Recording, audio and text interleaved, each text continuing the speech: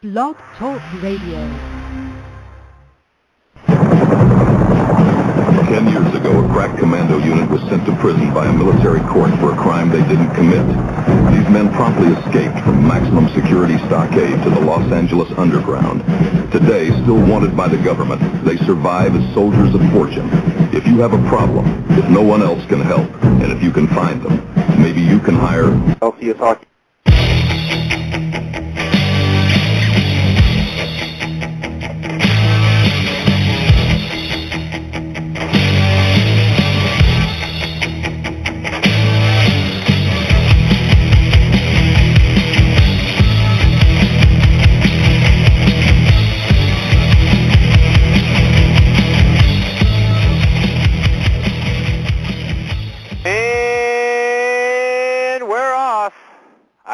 In advance. This is the LCS Hockey Radio Show, brought to you as always by BackpagePress.com and by the #1 non-updated hockey site in all the land, LCSHockey.com. LCS, we are the weakest link. We really are.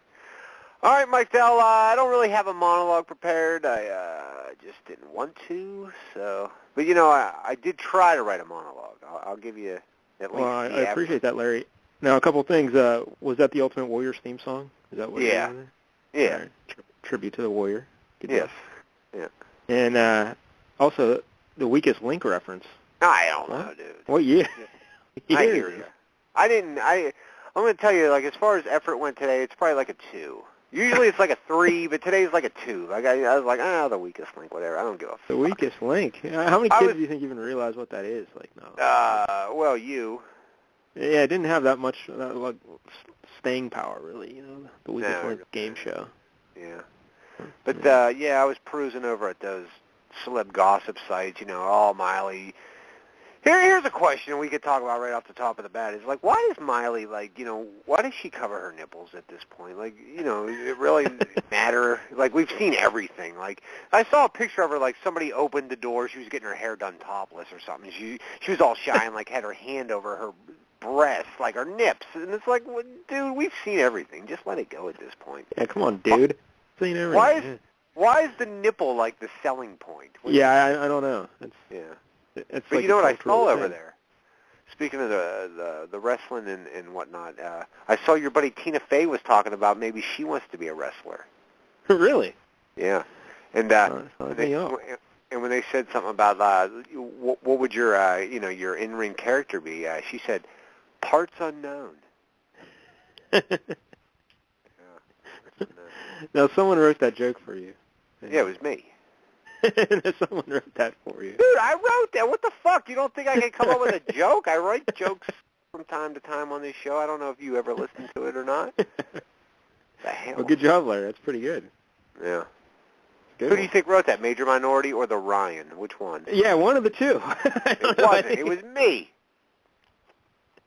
All right. Well, I'm pretty insulted. You don't think I can whip that up? A Tina Fey penis joke. Like, oh, my God, that's way out of my realm. I invented that realm. All right, Larry. Well, we do have a guest, and I believe he's on the line already, correct? I got to tell you, I'm pretty angry with you right now. Right, I'm sorry, Larry. Please. Cory, are you there? That Tina Fey joke was awesome. See? You see my Hey, it's our old buddy Cory Seymour from BackpagePress.com. T-shirt. How you doing, guys? Yeah. Good, Cory, good. It's been years. Yeah, it's been how are you doing? 6 years. It's been a long time. Yeah. We were supposed to have you on the show. Well, I'm trying to think. Actually, we were supposed to have you on. I looked it up. When like 3-4 weeks ago. Well, but before that, Larry, when Brandon's Cobra T-shirts came out, we were going to have you come on with Brandon. And something that was back in like November, I think, or something, right? Yeah, I remember you saying something about it when we were talking, and I don't think anybody told me. No, you knew. Because it's not like you bailed on it. We had conversations back and forth about it, and then you emailed saying, so it was like the last week in November, I think. Were you going out of town or something? I have no idea. I remember I looked it up, and I remembered why, and I can't think of it now. But so anyway, you didn't come then, and then you're supposed to come on like about 3 or 4 weeks ago, and then tell the folks what happened. I had an exploding organ, and the insides of my body were exploding. Yeah, just your appendix. Yeah, the appendix burst. It happened on a Wednesday, and on Tuesday I was fine. I was really good mood, happy, printing, doing stuff, and Wednesday started off, I thought I had gas, and then it moved on, and I thought I was constipated, I'll just say it, and, and it felt a little gross, but whatever. And I thought it felt like I had like the biggest constipation turd in the world. Oh. And it was horrible. And I came home and just kind of just laid here, and I was like, what the hell's wrong with me? I've never felt anything like it. And then went to bed about 7 or 8, and it was on Wednesday night. And I woke up probably Thursday morning around 2 in the morning, just projectile vomiting. Ooh. And I couldn't stop. And by, I'd say 6:30, I was just in the fetal position, laying on the downstairs floor, and my wife took me to the hospital. And as soon as I got there, they kind of rushed me into a room and said I had appendicitis. And I told them, I said, this is my 6th surgery in 6 years. You know, I'd really, if I can avoid this, I want to. And there was no avoiding it. And then I was going into surgery I had no idea what I was in for. And I was going actually into surgery around 5. And I was shutting off my phone, and Mike Dell had sent me a tweet and said, hey, are you good for doing a show? And this was Thursday night. And I just, like in my gown, I said, hey, I should be all right. I said, I'm going into emergency surgery right now, but I'm not sure how I'll feel tomorrow. I'll let you know. I had no idea I had no idea what an appendix was or what was going on. And I was not in the mood for the show, just put it that way. Yeah, you're like, well, I'll see how I'm feeling tomorrow. I'm like, no, don't worry about it. It's all right. Emergency surgery counts as an excuse. You know, don't worry about it. You're good. Well, it was fucking awful. Now, Larry, I still have my appendix. Larry, do you still have your appendix? Yeah, I still have my appendix. Yeah. Have you ever, because I've lived most of my life with crippling stomach pain, so I'm always worried, like, oh, my goodness. It's when I was a younger kid, I was always scared it was my appendix. So is it like they always tell you the pain, like, comes from the belly button on the right side? Is that right? Like, it goes to the right side? I would say, yeah, I think it kind of traveled, but you know, I've had really bad stomach problems too, and it's gotten really bad in the last 2 years. And ever since I had that son of a bitch taken out, I have been wonderful. Like no heartburn. I mean, regular on the clock. I recommend anybody who even has maybe a stomach ache to have your appendix out. Now, the surgery itself, it wasn't that bad? Oh, it was. Well, I think back in the day it was, and but what they did with me, mine didn't burst. They didn't know that yet. But what happened is when they did a arthroscopy, so they put 3 holes in me and then blew my abdomen up with air, and they went in with whatever, and when he grabbed the appendix, it burst right then. So all the poison went all over my intestines, and they had to wash it out with 2 liters of fluid.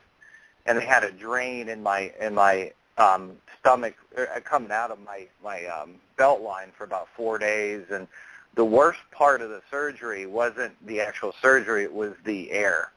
So I woke up probably midnight on going into Friday morning, right after the surgery, and it was the worst pain I've ever felt. And I'm 5 surgeries deep. I've never felt anything like that. It felt like it was going to blow, you know what, right off of my body. The thing attached, you know, right between your legs. That's how much air pressure that was in my body. So, but once they kept saying, you know, they pass wind, you know, they say it delicately. I remember I sat on that toilet on Friday all day for about 24, 20, however many, 30 hours praying to God that I would fart. And wow. the moment it happened, Huh. I was the happiest guy in the world. Congratulations. Thank you. And that's kind of that is the bottom line appendix story. And from what everybody I've talked to had them out, especially with that the arthroscopy, that was the big thing. It's just trying to get that gas out of you. Now I wonder if Hallmark makes cards for that. Congratulations. I hope so. Gas out of you. Yeah, on passing wind. That's nice. Yeah. Now, So that's. Can you knock off fun. the 6 surgeries for us real quick? You had the appendicitis. We know you had the knee, right? We got it's. Let's do a timeline. Oh, okay. 07 was the Tommy John surgery on my left elbow. Tommy John, Then, really? Yeah, I had Tommy John on my left elbow. How does that happen if you're just a normal fella? I was I'm not. I don't think I'm normal anymore. But you weren't out pitching. You weren't throwing innings for the Pirates or anything. But I broke it in Little League, and when I was 10, I was sliding into second. I got because I'm a righty, so I got the surgeon who did it said it's the only non-throwing Tommy John surgery he ever did, and I just got it caught behind me.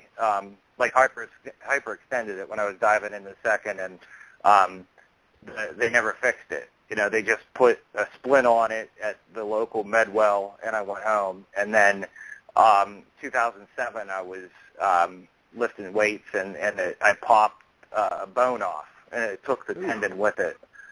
So you're like, you couldn't move your arm really, or? It kept coming out of socket. Like if I did a certain move, like if I opened the car door.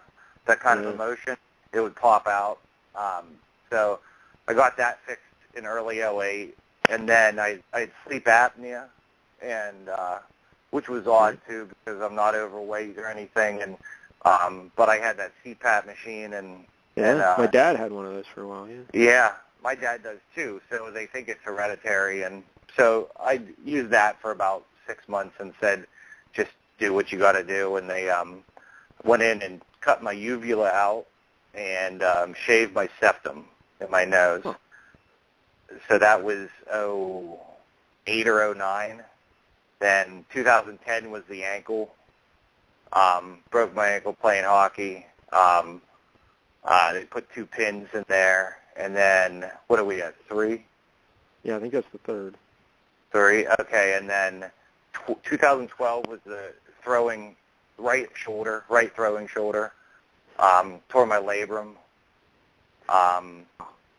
2013 was the knee. The bike accident. You were riding a bike accident. It's a year ago next week. Because when Larry and I met you in person at, what was that place we met, Larry? Max and Irmis. Max and Irmis. You had the big Stone Cold Steve Austin knee brace on. Still. Right. And sometimes I wear that just to feel like a tough guy, But the knee's holding up. It's doing well? The knee's great. Yeah, it's still a little swollen, but I rehab the shit out of it. And is that the correct word? I think so. Larry, have you ever rehabbed the shit out of anything? No. Well, it's good. Yeah, it's the best way to do it. And then it's doing really well. It still hurts sometimes, but and then the appendectomy. That's 6 and 6, or 6 and 7, whatever it is. 6 and 6, right? Yeah. So what are you going to do next year? iTalk? God, I'm thinking about having maybe a one of those body lifts. Maybe just for the ultimate pain, where the people go in and get the skin taken off. I don't know. I got 2 words for you: colostomy bag. Yes. Really? Yeah. They said that the guy beside me had one, and in the hospital, I was in the hospital for 4 days, and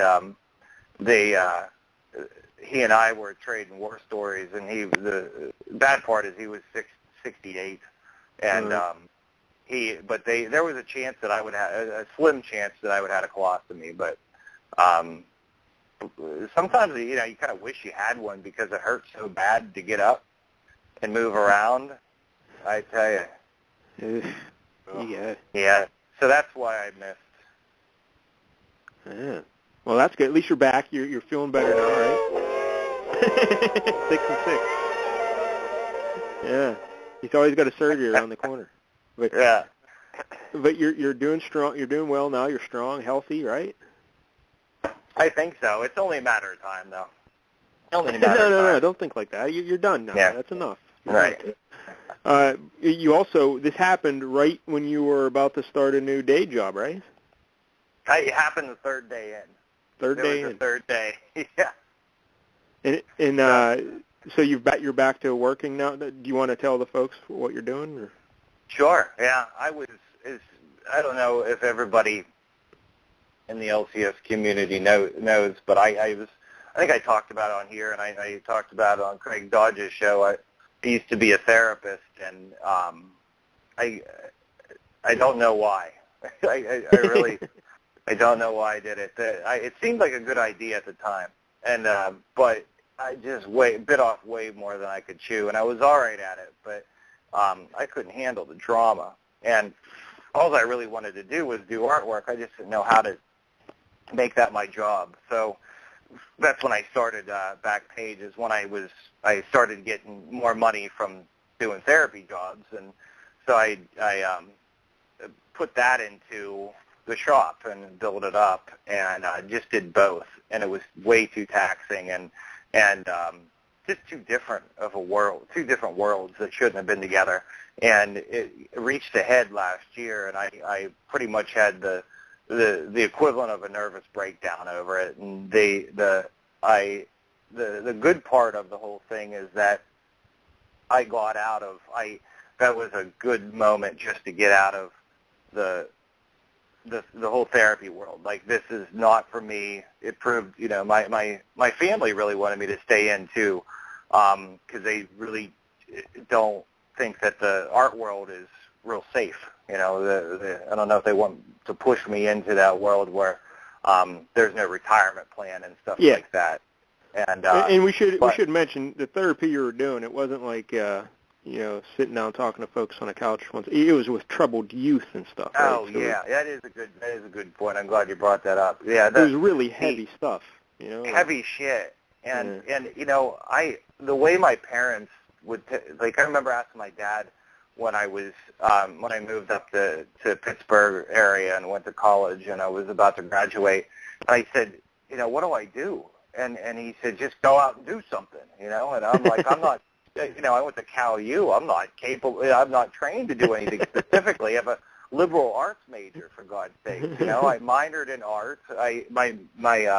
My major was communications. I mean, I'm just a capable, like a monkey hitting buttons over here.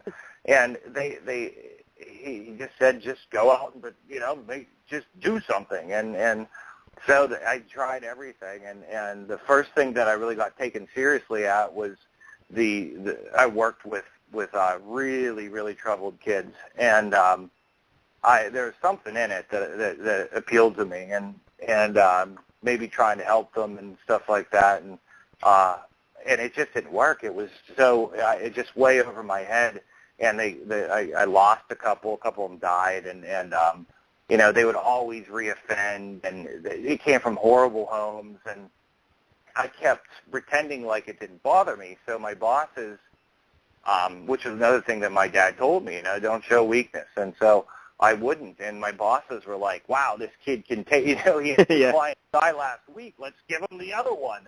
And that's what happened. I kept getting really, really tough cases and pretending it didn't bother me. And 5 years later, I was just disconnected. And this is kind of around the time that I met you guys. I was really in an anxious mess, and anytime I got the chance to dive into Backpage, that was my release. And well, if you ever want to get back into counseling troubled youth, I would like you to take a swing at Larry. Get maybe 2 sessions a week. Maybe he won't agree to it. Yeah, we've tried. He won't agree to it. No.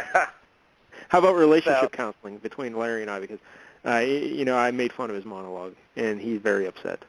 So. You always, every time, every time he gets upset when you make. Maybe you should quit making fun of his monologue. That Maybe seems like really, a big step to take. I really don't know if I'm prepared for that. Yeah. See, relationships go both ways, Mike Dell. You That's know, you gotta give and take. street. That's what I did that too. I did where we went into the home and we sat down with the family in their home and did therapy. It was people would throw shit at me and call me. Oh yeah. Well, Larry, how about this, Larry? I will quit making fun of your monologue if you quit making Tina Fey penis jokes. No. I like the rapport we have. All right, fair enough. Too much to ask, I think. All right, so the therapy's behind you now. The new gig, what are you doing now? Oh, so pretty much I took a year off. Things went great. Got some really good support from the people around me, and really started focusing on just the artwork part of my life and trying to keep Backpage moving.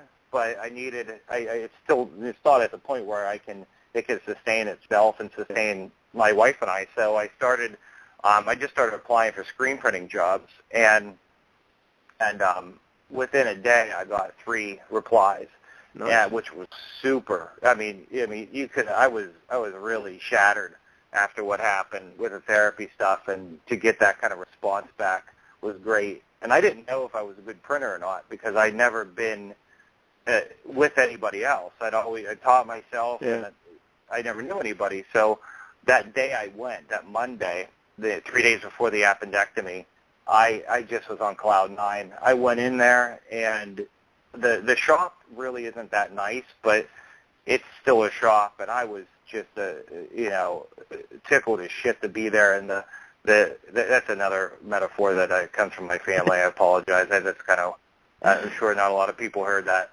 But what kind of stuff do they print? Is it T-shirts and stuff, or is it like cups, glasses? Like, do they do everything?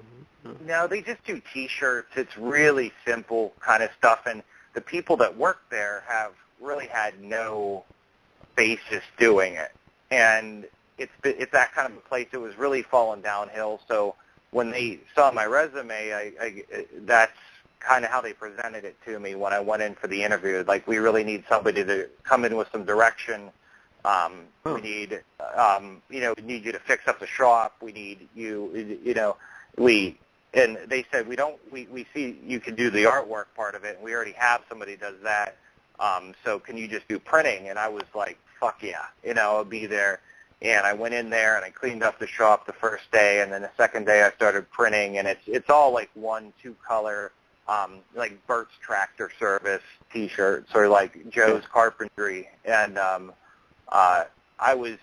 that's really what the new gig is. So pretty much from 9 to 5, I go in there and print, your local team's softball shirts, and then from 6 to 8, I'm in Backpage finishing the work there.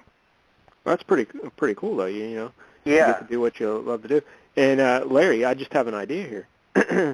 I love the bar rescue and all that kind of stuff. Print shop rescue. Cory goes around to different print shops and he fixes them up. Yeah. I like the Hell's Kitchen of print shops. Yeah. You call this a fucking T-shirt stand? I don't think so, buddy. Yeah, you got to be all Gordon Ramsay. I would love it. I would be. I'd be all over that one, man. All over it. Yeah. Well, when the Ed launches that TV network he's always talking about, we'll save you a spot. And, Now, where's this print shop at? Is it near Duncansville? Yeah, it's in Altoona. It's like about 3 miles away. So, yeah, and they're pretty supportive of the Backpage stuff, and they I'm not sure they really know what it is. They're very confused, like why I want to work. They're like the Are they older folks who own this place, or are they? Oh yeah, and they're not really focused on printing or the art part. The place I work at is it's like a variety store out front, and it's just the craziest thing. The stuff that's been going on in my life lately is just bananas. But it is a Western wear kind of saddle shop / head shop / like bootleg merchandise shop, and I never see the front of it. Like, I go in the back, I do the printing, and I leave. And it is the best gig I've ever had. Yeah, that's pretty sweet. Don't have to deal with people or anything, Nothing. Hey, nothing. Oh, Larry, go ahead.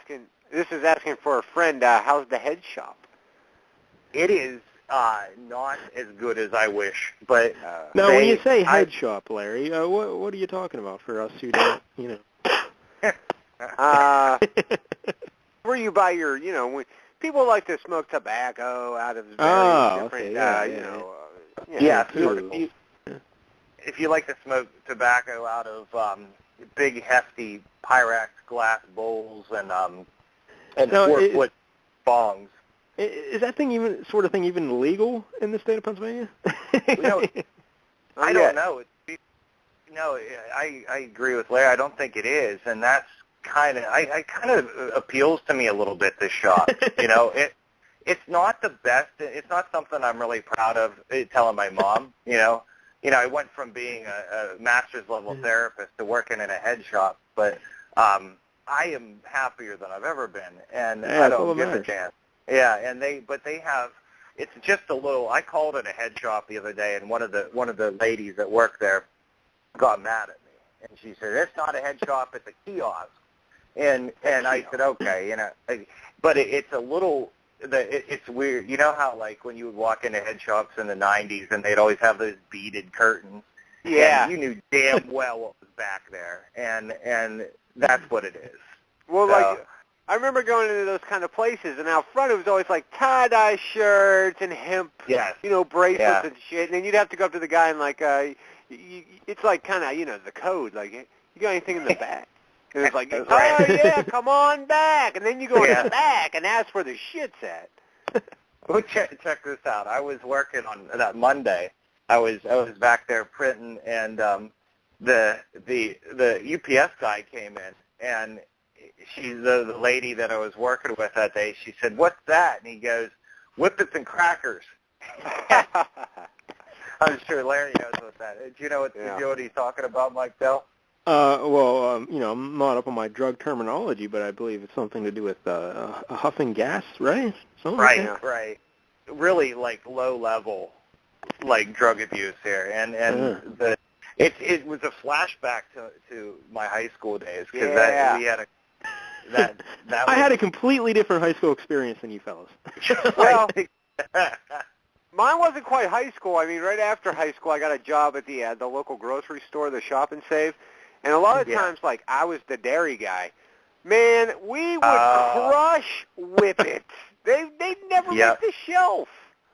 And you're talking about the whipped cream, the spray or whipped cream stuff. Yeah, the spray creams. Yeah, I'll tell you, for that 8 seconds, you are gone. You are just totally gone. But then what do you mean? Later, so. What does it feel like? You're just totally. You're not even standing in the building anymore. You're just in your own dream state for it's only 10 seconds it lasts, and then you're completely back again. Huh. Yep. It's where it cuts off the oxygen to your brain somehow. And that can't be bad. It's got to be good. What for do you mean? It's not bad. It feels good. I don't know what you mean. Great. I love it. Yeah, my employer sells them, so it's not like you'd be doing something unhealthy.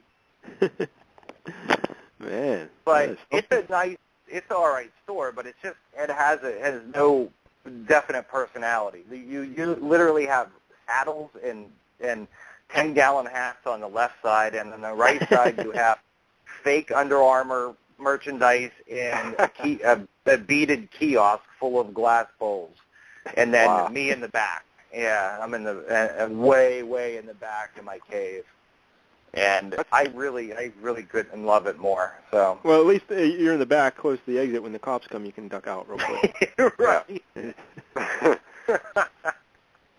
Get out of there on your own.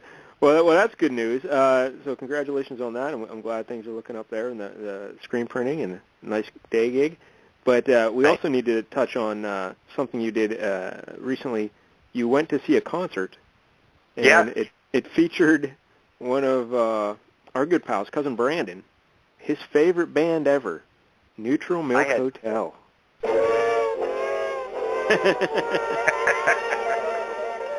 Now, Larry and I give Brandon a lot of grief because I've never heard Neutral Milk Hotel, but it just seems like the perfect hipster band name for hipsters. And and then Larry, you've heard him, Larry, right? You actually listened to the song. Yeah, I went over to YouTube and checked some stuff out, because I remember one time Brandon was on, he was talking about one of their records. It was something about, like, in an airplane over the sea or something was the name of it. So I went and listened to a couple songs, and it was not to my liking. Because, of course, Brandon's our musical expert on the show, and he comes on every year to give us his best and worst of the year. And yeah, he always talks Neutral Milk Hotel. But Cory, you didn't even know they they didn't exist in your world, right? You're not exactly a Neutral Milk Hotel kind of guy. So what was who was all at this concert? It was like a bunch of bands playing? Is that what happened? No, it's quite a story in and of itself. And what happened is one of my friends from one of my friends from college. Cal, you. That's right. That's right. That's the one right there. And we reconnected, and she always was good at introducing me to bands that I would never know. And I'd say about 25% of them I like, and then 75% I just can't stand. But I always try to keep an open mind, because you're mining for new music, and it's always fun. And I went and visited her just a couple months ago, and she gave me this stack of CDs. And on the way home, I was on 279. I threw it in there, and it struck me. I don't know what it was about. There was the Airplane Over the Sea album, and I just really liked it. I liked the melody of the guy's voice, and I was like, where has this band been? I figured that they, with the hipster scene as flourishing as it is, I figured they just popped up. And Mike Dell's right, the best name for a hipster band. It just Neutral Milk Hotel. If you read the guy's bio, read Neutral Milk Hotel's bio, it is like the textbook for making fun of band names. Like where I came up with Whore Bucket before. This is who I was making fun of, and it was pretty ironic now that I liked it. And I was laying in that hospital bed on Saturday, and I was going from being so happy to just devastating. I've never been so sick in my life, and I just was like, fuck this. I am not letting this drag me down. I am sick of all this surgery and illness. And because Becky emailed me, and she said, hey, you want to go? We had the ticket open up for Neutral Milk Hotel. It's at the Carnegie so-and-so down at Carnegie Mellon. It's a sit-down show. It's in a beautiful auditorium. I said, I'm going. And I needed something cool. I needed something that was calm and relaxing, but live music. And I went down, and the show was outstanding. But in the crowd, I can't say they're bad people, but I really liked the vibe of them. But they were some hipsters there, man. That was like, and apparently this band hasn't toured for 15 years, and so a lot of people were excited about this. And I just really, I wasn't going to say out of my element, but I wasn't quite as excited. And but the band, they had like 6 people in it, and each one of them played no less than 3 instruments. And they had a French horn and a fucking tuba, and I mean, it's just mind blowing. And they had these acoustic guitars with electric pickups in it, and it real buzz heavy reverb, and I really, really dug it. So I didn't know that you guys knew who they were, or Cousin Brandon even liked them. I didn't know anybody even knew this band. So yeah, you got to talk to Brandon about them, because he swoons for them. In fact, when you're at the show, did you see any like skinny bearded fellows throwing their underwear up on stage? Because that was probably Brandon. I saw about 14 just in my section. It was like, it was funny watching the people there, because it was always one of my favorites. I've really liked going to shows when I was younger, and I would people watch a lot, and metal shows are pretty funny too, because the people take themselves very seriously at a metal show, and it was kind of the same thing with this, but they weren't quite as like dramatic about it. They were they were essentially happy people, but they were trying to outdo one another. You know, who was more zany than the next, and who had a better beard and cardigan hookup than the other guy. I was just going to say a lot of cardigans and like little fedoras. Yeah, very comfortable. Yeah, the one guy I saw one kid. The only person that really kind of annoyed me over the top was a kid that had a Bob and the Monster T-shirt on, and he looked just like Bob Forrest, and he was a younger kid, and he looked the redheaded kind of goofy Bob Forrest look, and he had the Bob and the Monster shirt on, and you could just tell he was looking at everybody like, hey, I look like Bob Forrest. Hey, you know, it's kind of. I remember that just struck me as a little annoying, but overall, the people were what I expected them to be. You know, they young professionals. I imagine like the concession stands there just serve like mocha lattes and Fuji water, and that's it. That's all you can get, one or the other. Croissants, maybe. You're almost right, because I don't know what the Carnegie venue was, but it was, I think, the main one, because I saw Rollins in one of the side ones last year, and it was a lot smaller. Now, see, that's the kind of show I expect you to go to, Henry Rollins. No, was he talking Rollins or singing Rollins? He was talking Rollins this time, and he was on for about 3 hours and 20 minutes, and I was about dying. Yeah, he does that. I've seen him 4 or 5 times talking, and he just goes way too long. But I like, you guys know I like him, and some people find him a bit wordy, but he was a huge inspiration for me when I was a kid. Yeah, I always dug him when I was a kid, like growing up. So yeah, Henry Rollins, pretty good dude. Yeah. I saw him live in the band a couple times, and the Rollins band really isn't that good. You know, it's just not that. There's no French horns in the Rollins band. You don't have to worry about that. Seeing these people, I have never seen such musicianship in my life. I was just soaked into that, you know, and wait, I think I interrupted you though. What was the concession stand like where you were about to say?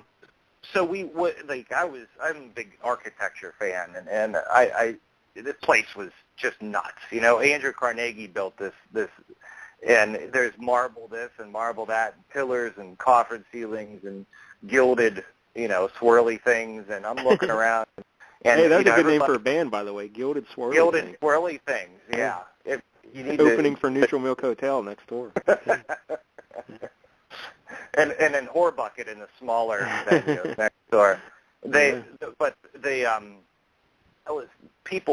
was checking out the people, and everybody had a cocktail. You know, they had one of those plastic glasses with a napkin wrapped around it so they collect the sweat from the ice, and they're all sitting around and chatting, and everybody either had like a Stella Artois or a vodka drink of some sort. And it was no croissants and mocha lattes, but the pretty much all you could buy was premium stuff. It was and the reason I went to it was I was really trying to just I hate to say it because it sounds so cliche, but it was to broaden my horizon. I just felt like I was stagnant, and I kind of trapped in the house for a year, and just working on my own stuff, and I had the opportunity to go to a show, and I just wanted to see live music, and that was just happened to be there, and it was really a good. It wasn't. I love the more aggressive stuff, but I also appreciate this stuff, and I like sitting down. I have to say, I really like just hanging out and sitting down and watching that show. And instead of some drunk asshole like taking a swing at me or something. Yeah. And because you had to feel pretty tough, right? When you're in that crowd, you had to be the toughest guy in the room. Right. I mean, I can't imagine anyone giving you the skunk eye. You're at a neutral milk. Yeah. You know what? I wasn't going to get into this, but I think I have to tell you guys a story about what happened there. It's going to take me about 10 minutes. We have time. Yeah, feel free. We got nothing. It's crazy. I don't know if I can. I was thinking about it all day. Like, am I going to tell them this or not? And because it's just I don't even know if I can express it over my voice without showing being animated. But we went there with you know how when you go to a concert, at least with the crowds I run with, there's always like one straggler that just is a ticket fill-in. You know, somebody fell out, and you have a ticket fill-in. And in this case, it was this girl. And, you know, I was a fill-in too, but obviously I was there for the reasons of music and not to go and get loaded and party. And this really wasn't that kind of a show. You know, these were very serious music fans going to see a band that they've been following since 1997, and then you had the one guy that was just had an appendectomy, and he was there because he almost died, and he was like, yes. And so I go and meet up with my friend Becky and her husband and another one of their friends, and there's this girl kind of straggling along. Her name was Leah, and she seemed normal. She seemed like she was very nicely dressed. She did. They always do, though. You know, they always seem normal until you get to talk to them, and then the crazy comes out. And so we're hanging out and everything, and we went over to a bar down in Oakland, and I don't drink anymore. Like I didn't have any huge stop date, but I just decided not to today, and I still go and hang out, and I'm quite comfortable doing it. And this girl was very aggressively kind of flirting, and I could tell. I don't have much of a radar, but I could tell this. And again, she didn't seem quite crazy, so I didn't totally push her away. You know, I'm married, and I was just trying to be nice and everything, and she was doing that kind of shit like, why don't you drink, huh? You know, trying to get in there and, like, just kind of picking. And well, she sounds lovely. She was great. And to make it, she looked all right from a distance. She had a nice coat on, and she had, like, pants on, and she had hair. She had pants on. Yeah, and I thought that was a sign of a lady, but I was wrong. She had, when you look up close, she had one of those septum rings, like a bull. And, yeah. That's not a good look. I don't think that's a good look on a lady. I don't think so either, especially when you're going. She looked like a secretary that was out for a drink, you know, like a cranberry and vodka or something. And then she had that fucking bull ring in her face. Larry, how do you feel about the face piercings and whatnot on the ladies? It's dependent upon the woman. Some women, it looks attractive, and others it looks horrendous. Even a septum ring? I don't mind it. It's once in a while it doesn't look bad. I'm not a huge fan of the septum ring. I don't mind like the nostril ring as much, but the septums, that's a tough go. But I've seen it look decent. Huh. Yeah. They have the face for it. If they have the tats, the body type, it can work. Yeah, I agree. And even the Joan Osborne nose ring kind of thing, that's a 90s reference. I don't know if everybody would get that. Oh, yeah. But, I'm all right with that. Yeah. And that's kind of sexy, but this was not. And she was, again, aggressive, and I was just trying to be cool because she was starting to get drunk, and I could just kind of tell from being in the therapy world, you can kind of start to map out people's personalities after you've been doing it for a while, and I was like, this fucking girl's a little crazy. I'm going to stay away from her. So I started talking a lot more to Becky and the other people, and this angered her, and she really started getting aggressive. And this is still at the bar. And my friends had, I think, like a drink and a shot, and this girl was just downing beers and just partying like she was 19. And we end up leaving this bar. And going to see the opening act was like fuzzy, tree dwarves from the from the sea, some band like that. And we go. They're very good. They were so good, and they had like 17 horns and a xylophone, and we went in and we were hanging out. I was checking out the cocktail part of it and the architecture, and the girls disappeared into the bathroom for, I'd say 10, 15, you know what was going on in there.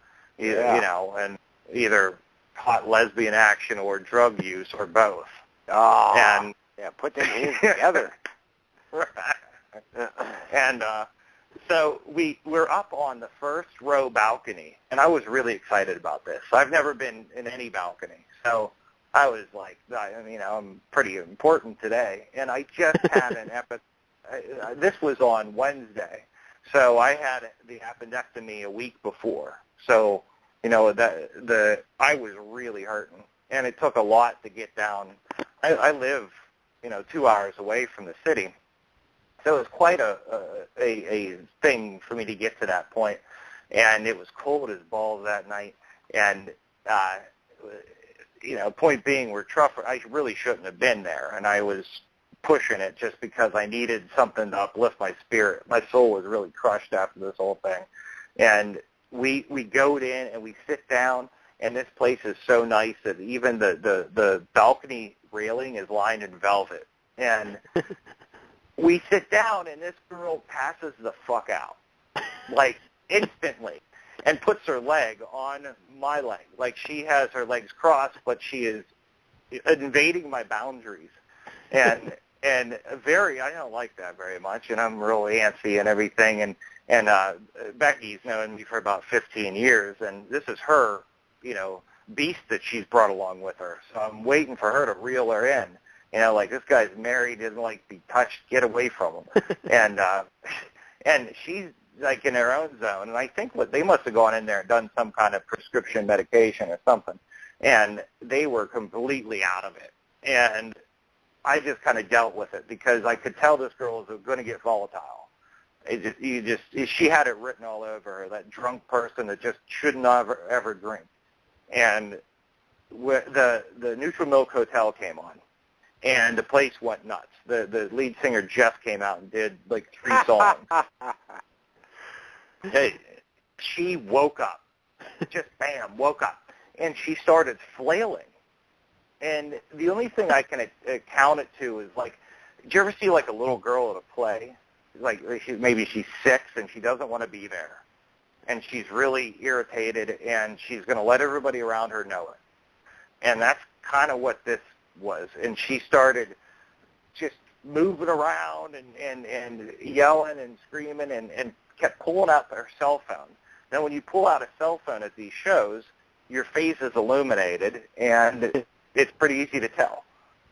And they had security all over the place, so these people didn't hurt this really nice venue. And they kept shining the light on her face, which meant they shined the light on my face. And so I was blinded by these mag lights 3 different times, and because she kept pulling out her phone and causing a ruckus. Well, the people behind her started saying some very unpleasant things to her. Just put it that way. And she said some unpleasant things back. And the other people said, "I'm gonna, blankety blank your butt and your face," and And she What's says, blankety blank? I mean, you've said fuck on this show like 4 times tonight. I know that is kind of. They said I'm gonna fuck up your face, you stupid whore. That's what they said. Yeah. I don't know why. You're right, Larry. I don't know why I censored myself. Yeah, the orphans are asleep by now. Don't worry about it. All right. You busted out bitch and fuck, but you didn't want to say dick earlier. I'm all confused by your vernacular. I know. My vernacular is all fucked up. It's all these surgeries. All right. So they have this verbal fucking altercation, and I'm mortified. Like, I just had surgery. I came 2 hours to see this fucking Neutral Milk Hotel. I'm sitting down. This is why I came to this show, because Becky said it was going to be nice and easy, and it wasn't Metallica and something like that. And this girl is fighting with people, and they're like, "I'm going to have you kicked out." And I thought, please, dear God, have her kicked out. Yeah. And they didn't. She ends up, now she's like a cat in heat at this point.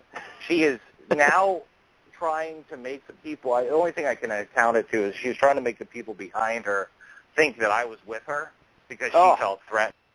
And so she started putting her hands all over the back of my neck, all over, all on my back, touching my ribs, and I just kept grabbing her hands, and I kept putting her in this hold that I knew from when I worked in the prison. And I would just restrain her for a couple seconds and let her go, and her arms would flail again. And then I'll fast forward a bit because that happened for about 15, 20 minutes. Then she started hitting me. She started, she started swinging with her. She was sitting on the right side of me, so she would use her right hand and cup it and slap me on the left side of my face. I really have, and this is all a very true story, no embellishment whatsoever. I had no idea what to do in this situation. She hit me 4 times before I leaned over because I didn't want to. She was looking for attention. She was looking for trouble. I knew this. I didn't want to add to it, and I wanted to be about 2 inches tall at this point. I leaned over to Becky. I said, "You know anything?" I yelled at. I forgot what the girl's name was. I said, "Lady, if you don't fucking stop touching me, blah blah blah." And I leaned over to Becky. I said, "Get your fucking friend off of me." And she tried her best, but this girl was not listening. She ended up pissing. She got off of her seat and on the balcony and lifted up her dress and peed in the aisle. Oh, gross. It gets better, buddy. It gets so much better than this. How could you not? You're not going to tell the story? No, this is a winner. You got to tell this story. Yeah, how are you not leading off with this? The lady just starts peeing in the aisle of the show. Yeah. You have to remember, I had to tell this to my wife the next day. And again, you were saying this is a really nice venue, this Carnegie place. So, and she's beautiful. Yeah. Mike Dell, this is the nicest place I've ever been in. And I've been in a lot of places. I mean, we work with the Super Suckers. I got to see a lot of venues. Yeah, that's right, yeah. This is the creme de la creme. I mean, this was really a big deal for me. And I just couldn't believe the irony, to go. What were they? Because you said you're in the first row of the balcony. So, what were all the people around you doing when she's peeing in the aisle? I don't know. Nobody was doing anything because I think that they were either afraid of her, just disgusted. They were all probably reading on their Kindles and stuff. They were probably blogging about it as we spoke. Yeah. So the funny thing is too is that the security was so adamant about the cell phone thing. Yeah. About there was no recording, no pictures, and all that. Were they hitting her with the flashlights when she's urinating in the aisle? No. As long as she didn't use her cell phone, she was fine. So after she urinates, and this is not, I'll tell you, this is not the last time she urinates during this night in a bad place.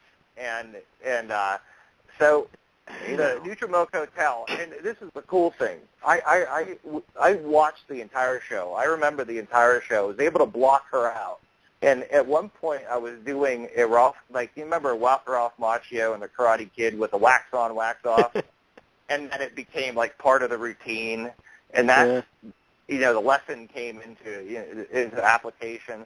That's what it was like. So I was so used to her flailing, I started blocking her with my right hand.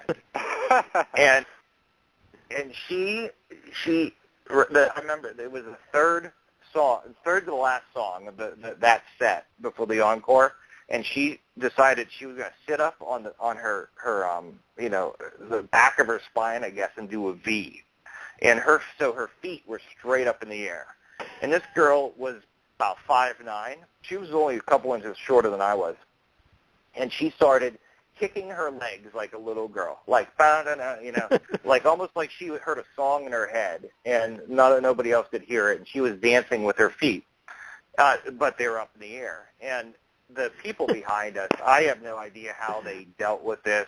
And the whole thing I was worried about wasn't really getting hit, was being associated with her.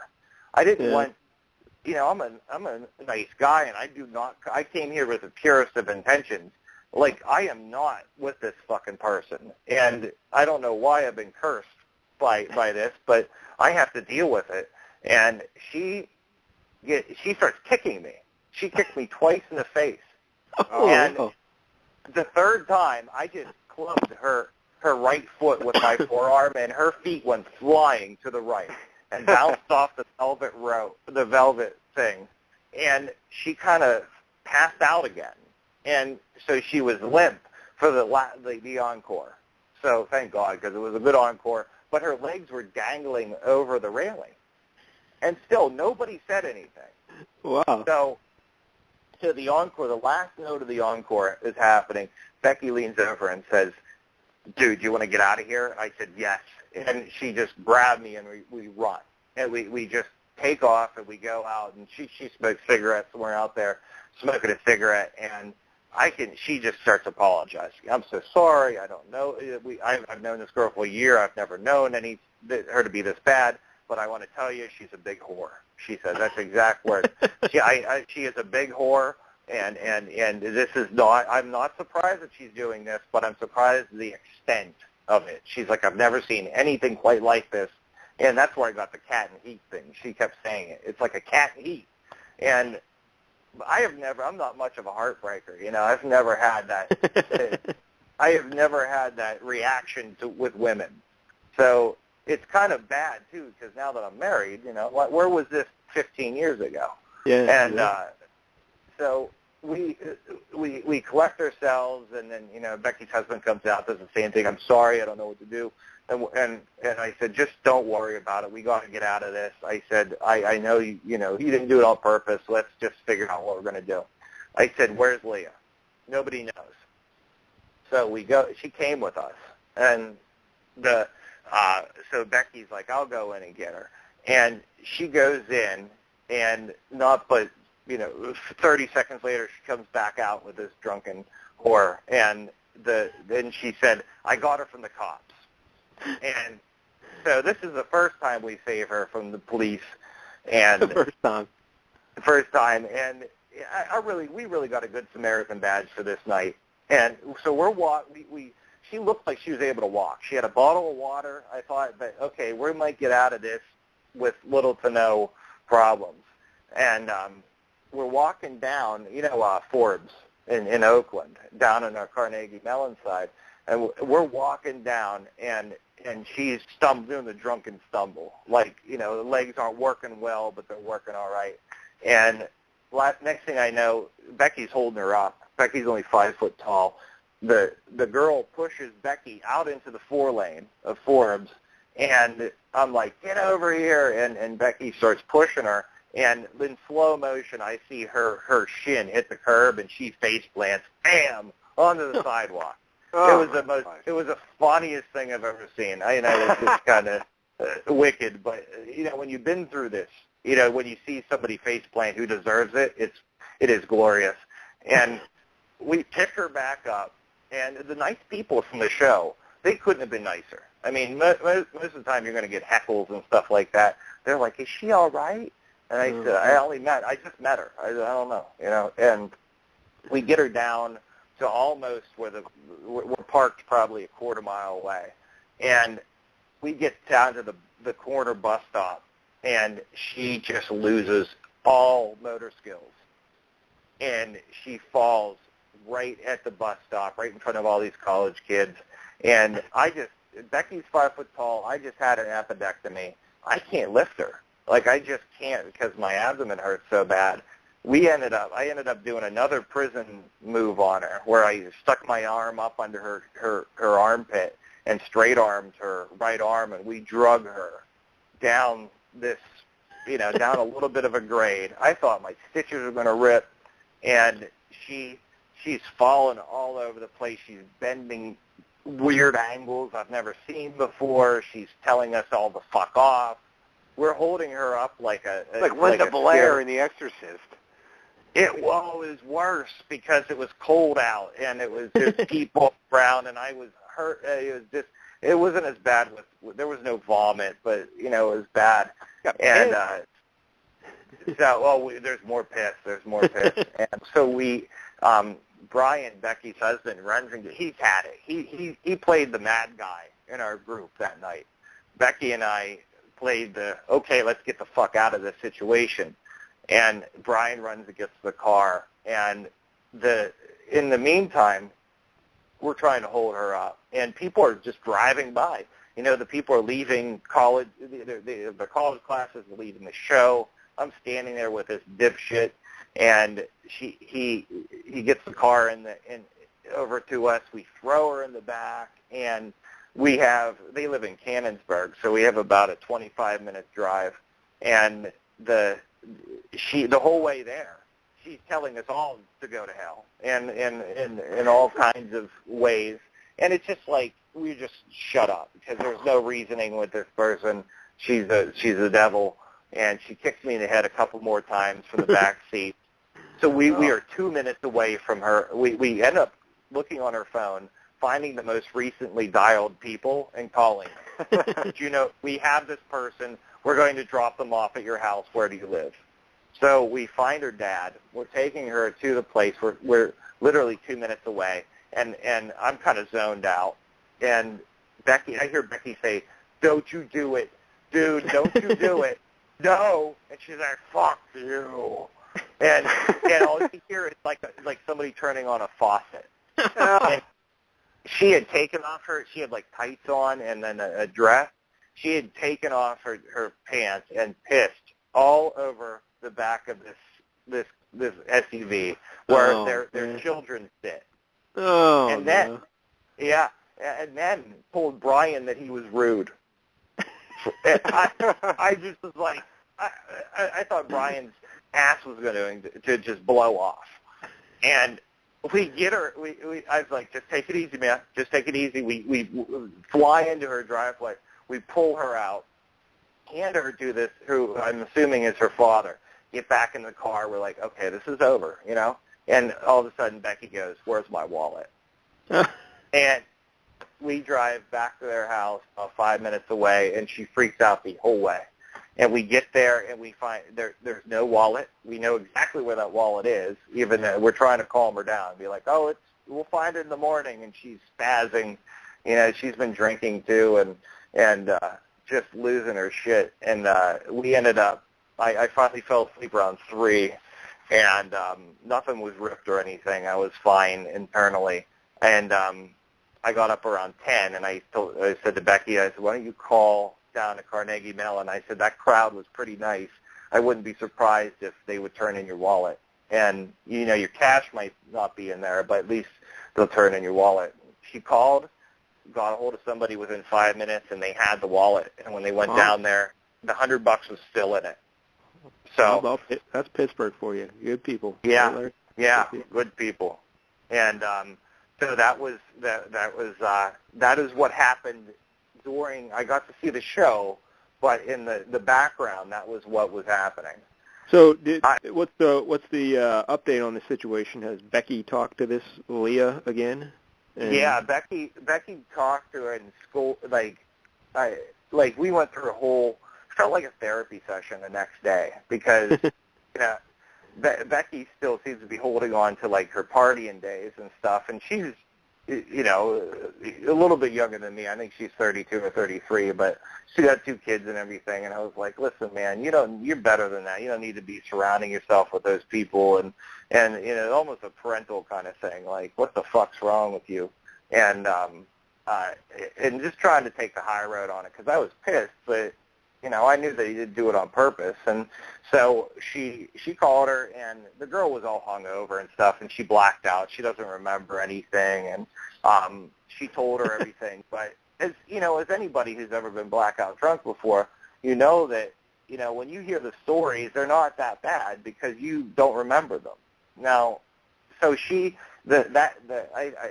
heard that that night she went out drinking. So got to get back on the horse. Yeah, the next 3 nights she was out drinking because they couple of my friends really like Facebook. I'm not that big on it, but they you know, they're obsessed with it, and they always saying who's doing what and how stupid they are. And I guess this girl got quite, you know, obviously has some issues, some daddy issues, some alcohol issues. And apparently she was doing Klonopin in the bathroom, and I think snorting Klonopin. I didn't know you needed to do that to go to a show, but she was snorting Klonopin. Oh, Neutral Milk Hotel, I think a lot of people do. Yeah. Oh, yeah, Klonopin.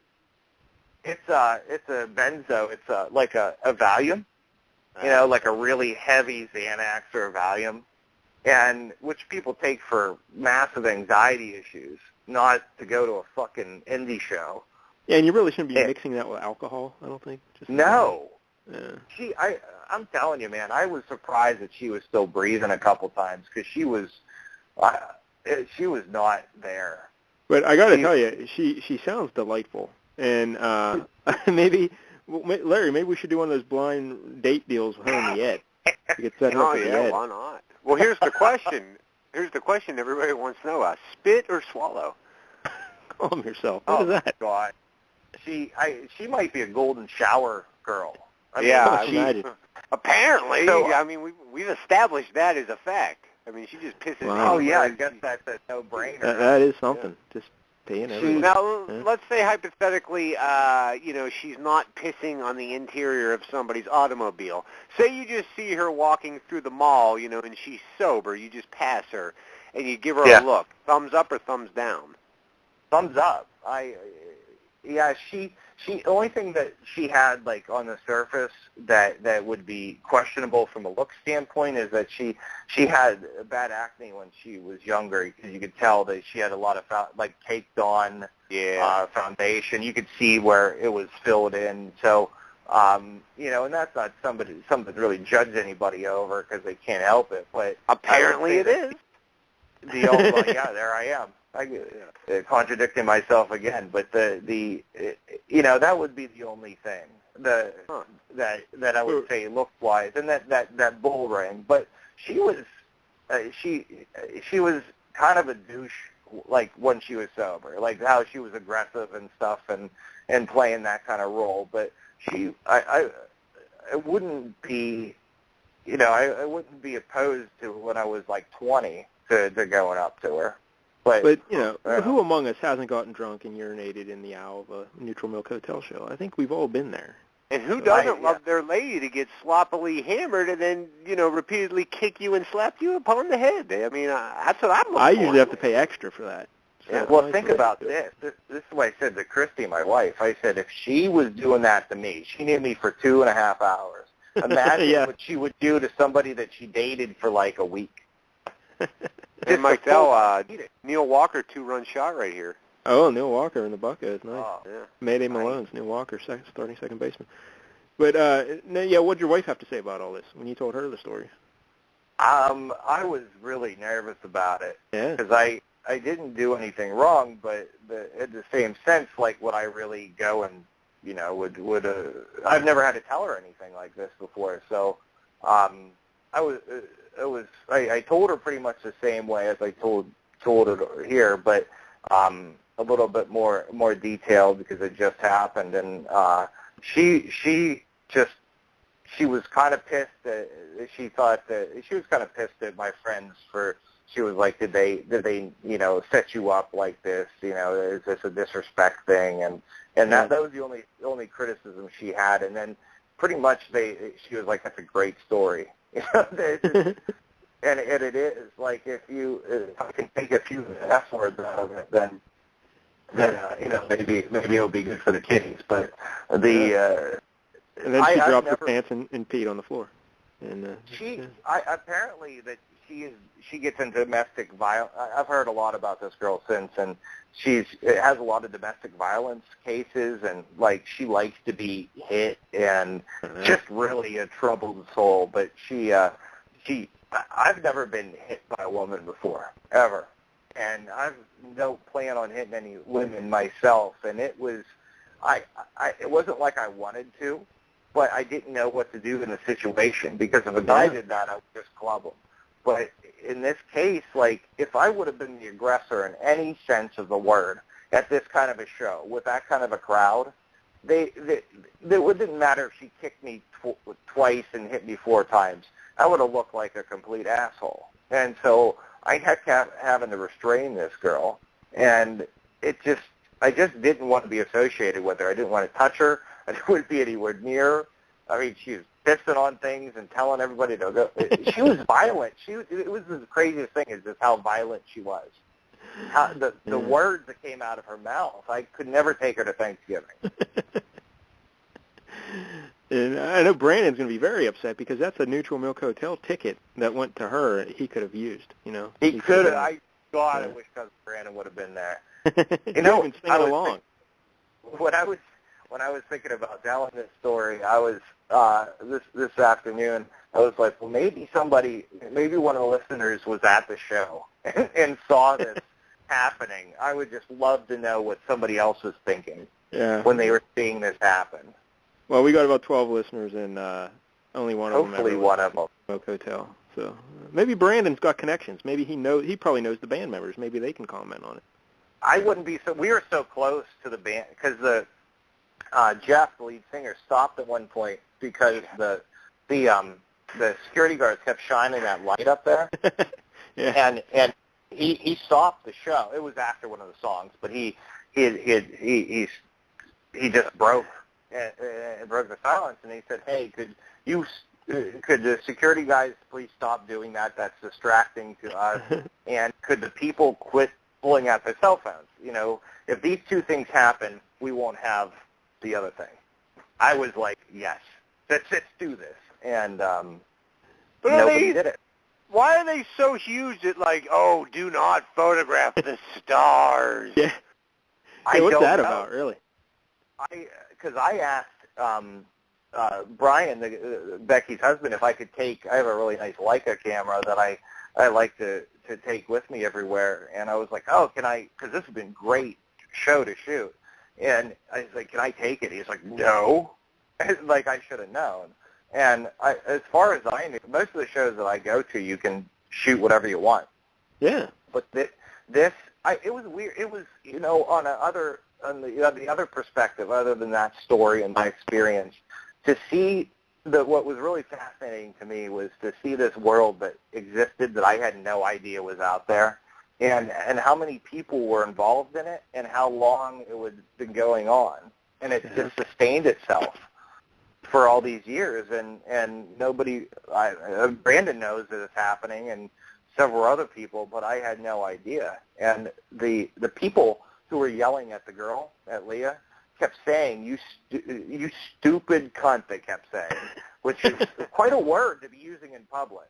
That is especially that word that the girls don't like. Yeah. And the guy behind me kept saying, you stupid cunt, don't you know what you're seeing right now? Oh, my goodness. Don't you know I would have to reply with the same line to that guy. Right. So you're seeing one of the best stories that I'll ever have in my life right now, buddy. Just pay attention to the first row. Oh, my goodness. This is Neutral Milk.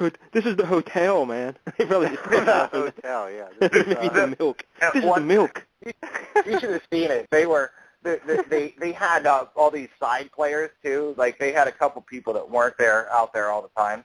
And this one lady who came out, she came out like very proper, and she walked very straight and very almost elegantly. And she came out and she played like 2 keys on the piano. And she comes out, she goes bump bump, and then there's a little bit of silence, and somebody goes, like, I don't know what her name was, but let's just say her name was Lisa, and somebody goes, Lisa, you're beautiful. Oh my!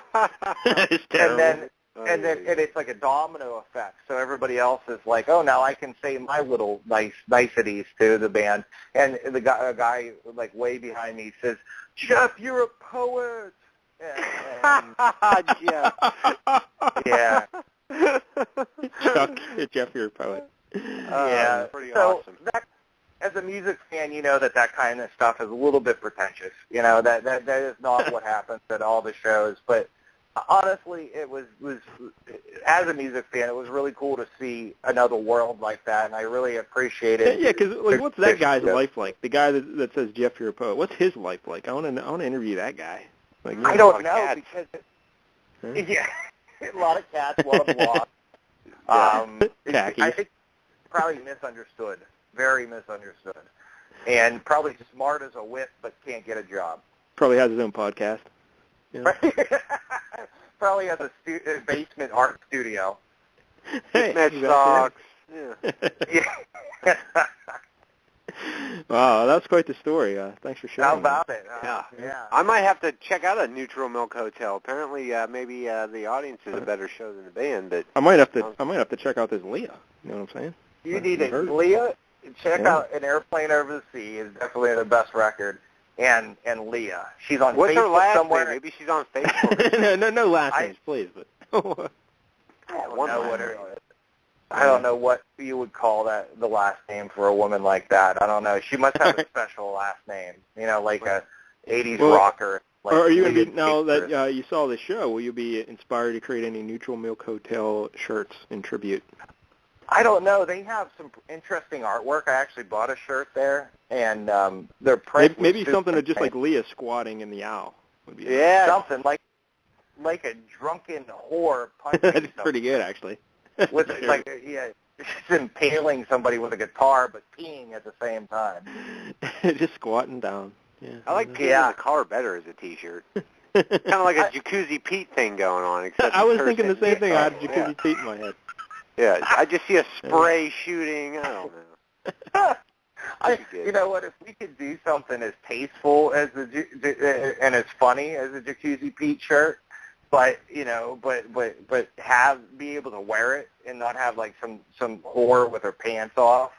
And I'm using whore in a very liberal sense because I feel that this woman has no right to be called anything else. So I'm just going to put it right there. Yeah. Now, so what else is going on in the Backpage Press world? Any new shirts coming up? I want everyone to go to backpagepress.com and buy some shirts. I did. I put out a couple older ones I had sitting around, the real simple ones. I did a new Mongo Noonan one. The monkey shirt.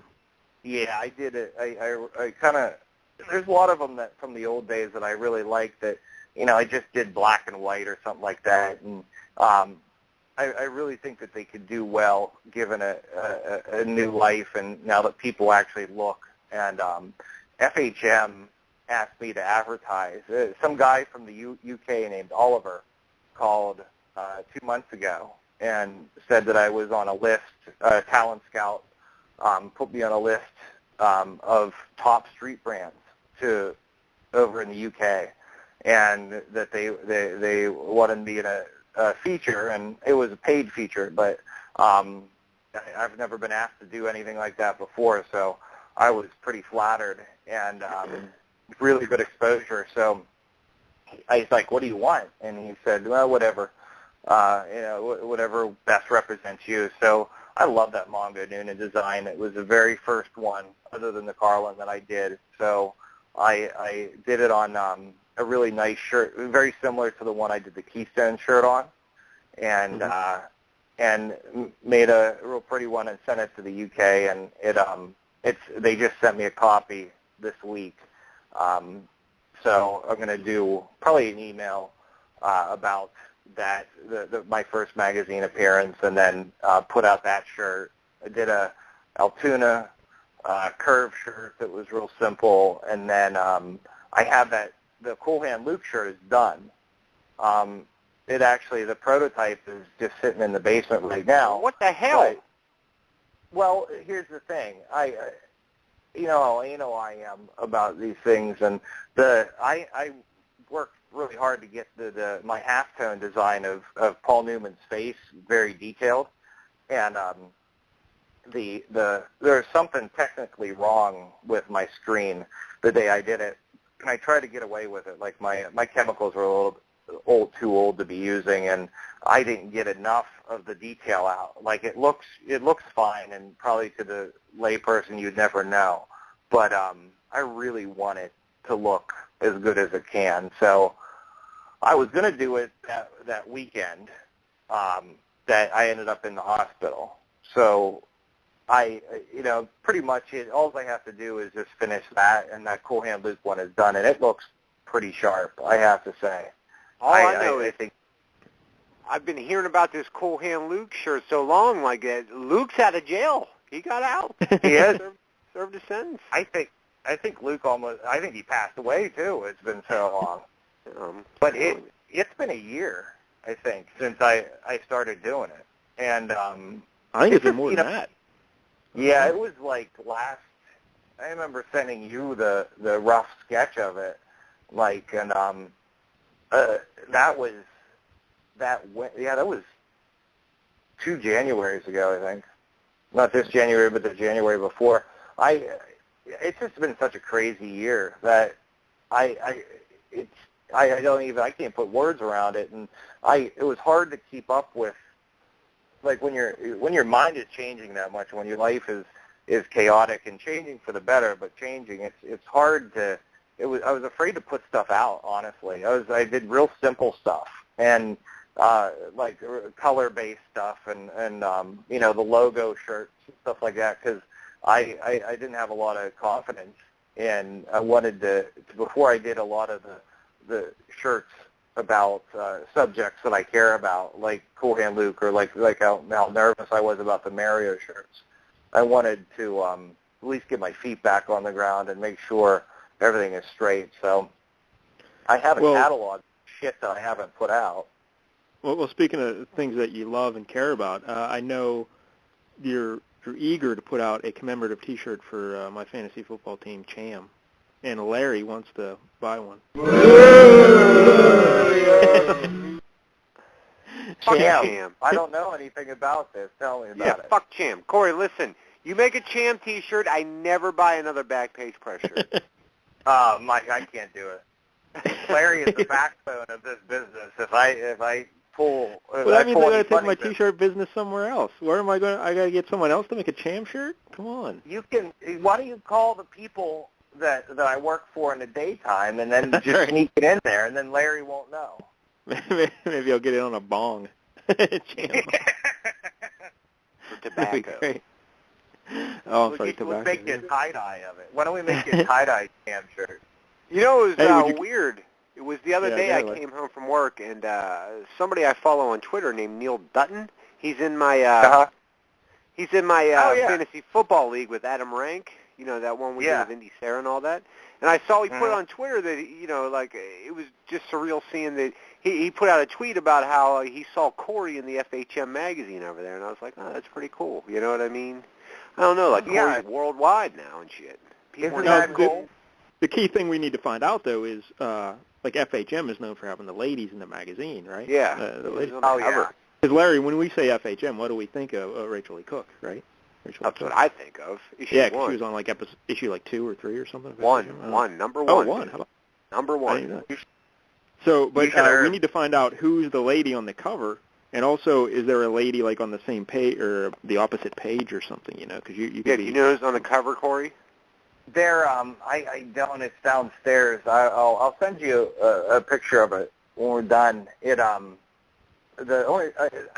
think it's a British lady, and I don't know, because it's weird, because at first I wasn't that excited about. I was very excited about it as from the artist standpoint, but I was like, well, you know, nobody's going to be able to buy this because it's over in the UK, and what does that really mean? And a couple people stopped me when I was telling the story, and they said, you know, it's better to have a UK presence because that's where the fashion starts.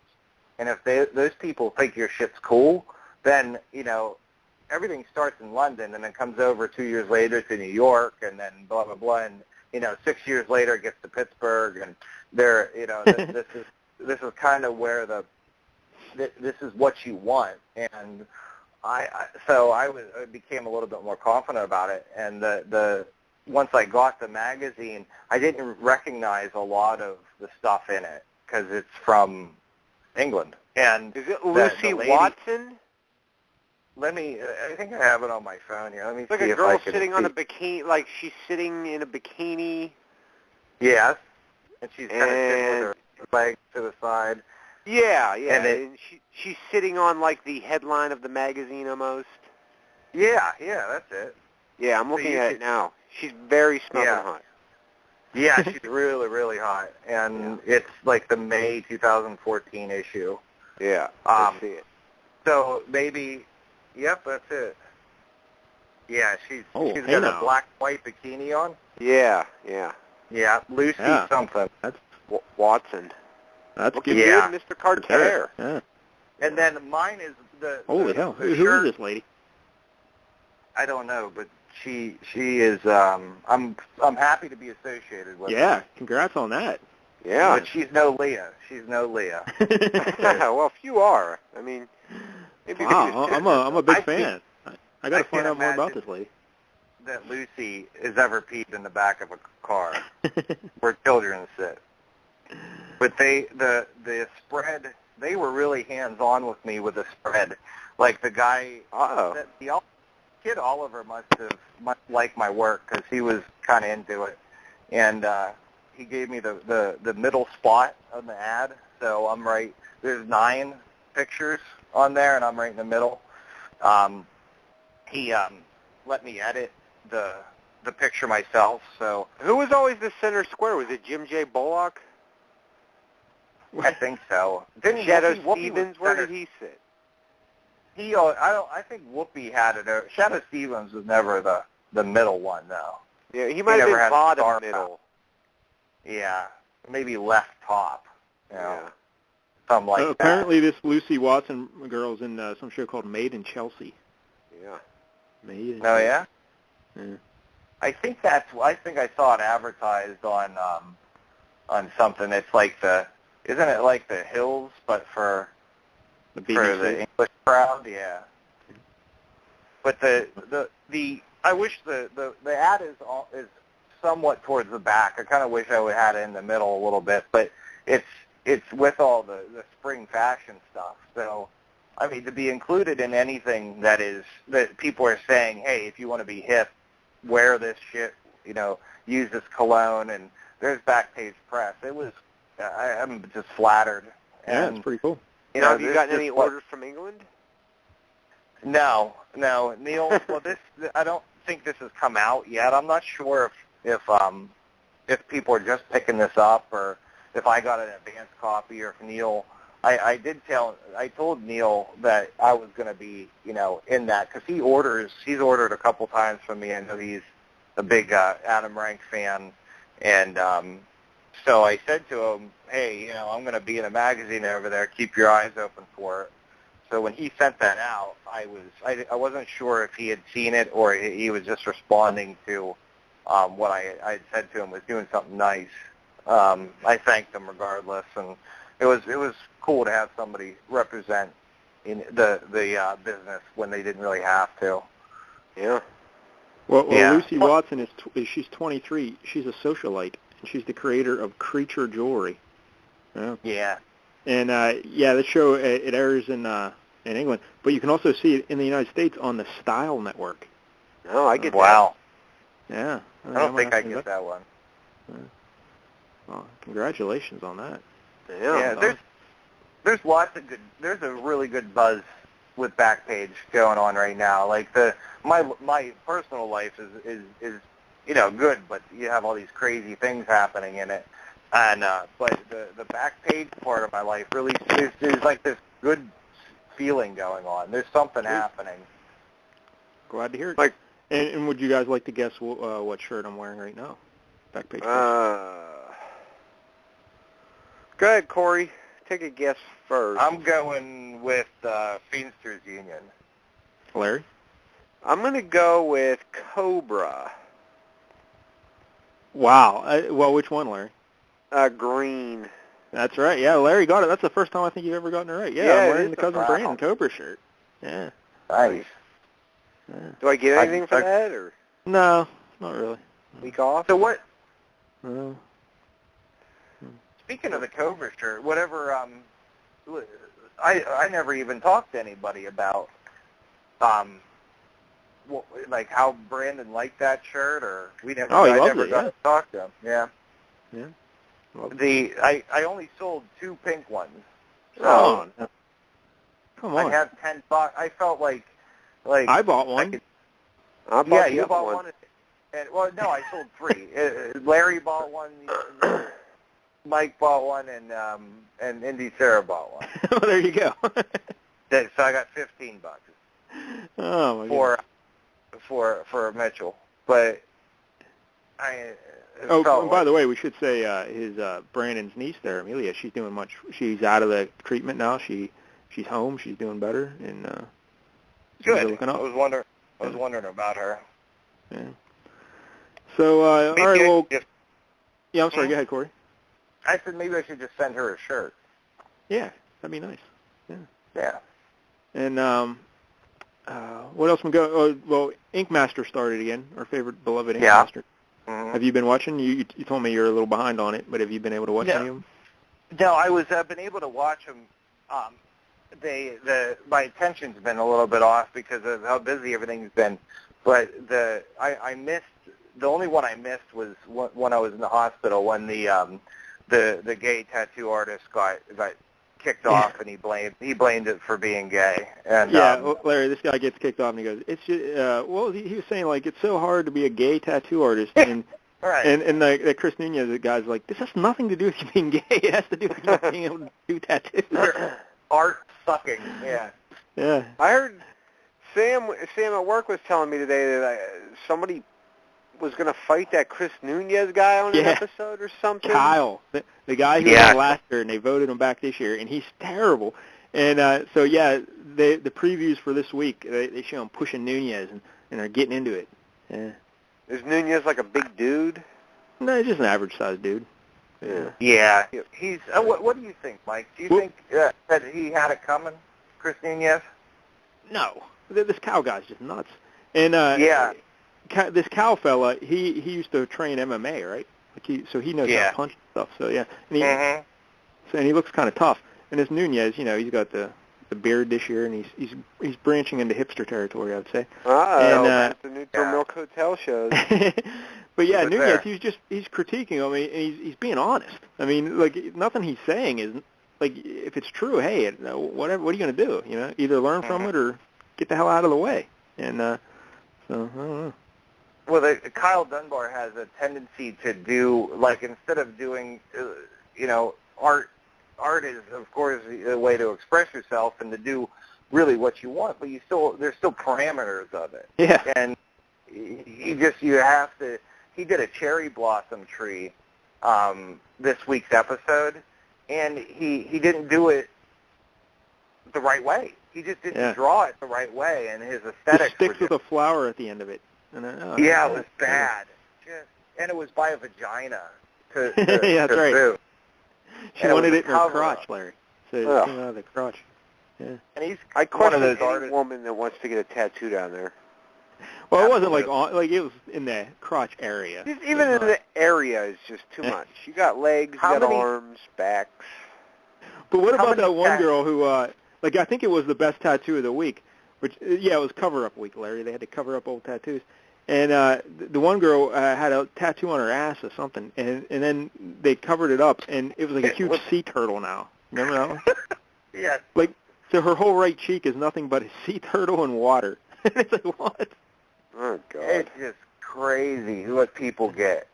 And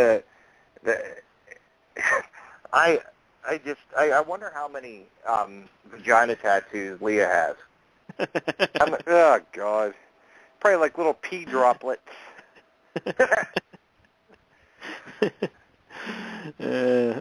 Like in prison, you get a teardrop and you kill someone. She has a drop every time she urinates. Every time she pisses on something, yeah.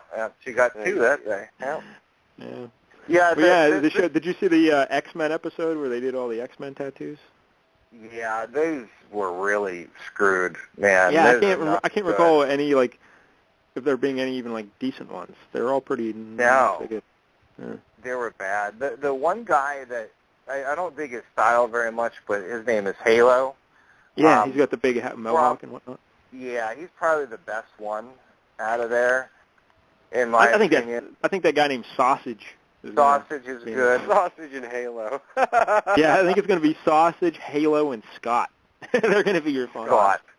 What about Jeff? Imagine. Yeah. He's a poet, Larry. He's not a tattoo. He's a poet. That's my fault. It's really not a strong season. It's just... Well, it's pretty much the way it always is. There's always two decent tattoo artists, and the rest are just garbage. Yeah. So. Yeah. I agree. Yeah, you're right. Pretty much the way it goes. And no tattoo baby this time, though. That's sad. Thank God. Well, you know what I noticed this week is that this guy named Jim Francis, he's a stereotypical guy that always has a mean look on his face, so he's trying to be intense, and he's been doing really shitty work. And which guy is he? What does he look like? Because He's got like the 1999, 2000 like beard scruff on the bottom, like the Fred Durst kind of no mustache. Like a soul patch goatee gone wild. He's got kind of a flat top haircut, kind of a thicker guy. Oh, okay. I think all right. You do watch this show, don't you, Mike Dell? Because you're usually taking notes. I think you would know the cast at this point. I watch it for the art. Yeah. You're not watching Ink Masters After Dark or anything? No, they don't. Watching their That'd be great, though. lives. 24-hour cameras in the Ink Master house. That'd be awesome, yeah. Here's an idea. I know I'm jumping around here, but I think what makes Ink Masters perfect is if they did like a half-hour show of just the nonsense, cut up clips that they do right now, like where they orchestrate everything and just manipulate the show, and then another half an hour where it's just the reviews, so it's just the critique. So I want to hear everything that they're saying. I want to hear. But do you think they really say that much more than what they do? Because I don't know. It seems like they just hit the same bullet points over and over. Sketchy lines, Not. Yeah, a lot of sketchy lines. A lot of Oliver Peck giving that little half-ass smile he's got. Yeah. And Dave Navarro speaking from the script. You don't really get much insight into art or composition or anything. It's just color palette, sketchy lines. Beat the hell out of them. I like this stuff in reality shows where the criticism, like I like the confrontation, and that's kind of what I would like more out of the Ink Masters. But the one thing I noticed every year, you have one of the artists blame something in their life for why they do shitty art. So, like this week, Jim Francis said, "Hey, I don't want to say this, but I'm colorblind, dude." Yeah. And that's why. Yeah, Larry, how about that? He pulls one of his buddies aside and goes, "I'm colorblind." And that's what you want in a tattoo artist, the colorblind tattoo artist. That seems like, dude. It's not your colors that suck; it's your composition. It's the fact you can't draw. But this time, I guess this week they're mad at him because they're like, "Why'd you use yellow to try and cover up that design?" And he's like, "Oh, I'm colorblind." Right. And last year there was a guy that had like a bad neck or something. Yeah. And and it's excuses. I just had an appendectomy and I carried a drunken, maniac through Oakland. So I don't want to hear it. Yeah. But come on, Larry, you got to start watching Ink Masters. Let's go. No, come on, dude. Season 4, it's not too late. Get on board. It's too late. Come on. It's good times. Well, Cory, what else? You watching anything else of note? Or do you watch Mad Men, by the way? Yeah. Oh, yeah. Well, we were going to talk Mad Men. I don't know when. You've already been here a long time. Are you tired, or do you want to hang around for Mad Men? No, I'm fine. No. Oh, all right. Yeah, so we'll get into Mad Men in a minute. But, well, you know what else we should talk about? Ties into Backpage Press. But, Larry, Ultimate Warrior passed away. Yeah. Yeah, he really did. Crazy. Now, of course, our buddy Steve Wilton, our good buddy from England, Steve Wilton, he's been on the show, how many times? 3 times? I don't know. 2 or 3 times. But if you recall, he's like Ultimate Warrior's manager, like his right-hand man the last couple of years, so it's really sad, and our thoughts are with Steve, and hopefully things are going well. But yeah, it's sad because Warrior got inducted in the Hall of Fame. He was on Raw. He gave a speech on Raw, and then the next day he's dead. He just dropped, walking to his car with his wife from the hotel, just dropped like that. Did they? I haven't looked at any of the stories on it. Are they saying what caused the heart attack, or if it was natural? Well, I'm thinking it was just years of steroids. Yeah. That's what I was thinking too. But we don't know. Yeah, we don't know. Yeah. You might have had cholesterol. It seems to be the pattern in the wrestling is dying in their 50s and 40s. It seems to be common theme. One of the ladies I work with is a huge wrestling fan, and she likes the backyard wrestling and all that stuff. Yeah.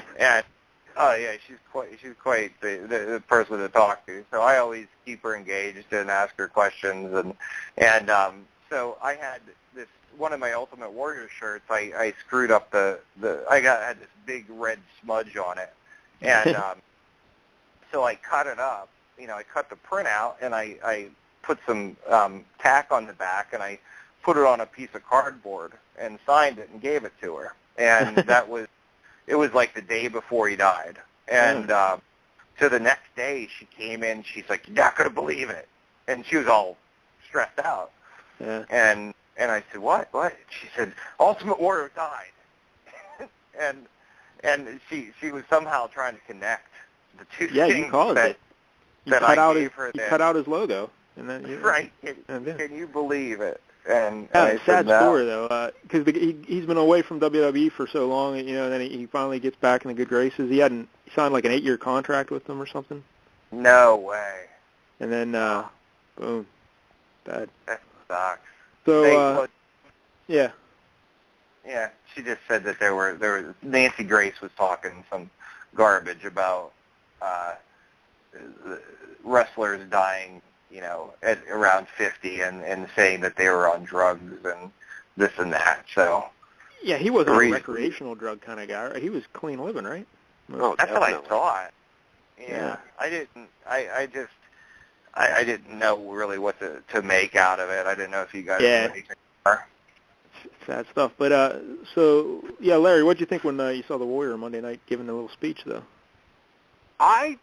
When he came down to the ring on Monday, I immediately thought to myself, he don't look too good, because he seemed winded just walking to the ring, just going back and forth and high-fiving the kids as he was going down. It seemed to be an effort. He looked like he might have had a little limp going on, but just in the face, he just didn't look good to me. I don't know. I just thought, man, he doesn't look very healthy. Yeah, he looked old all of a sudden.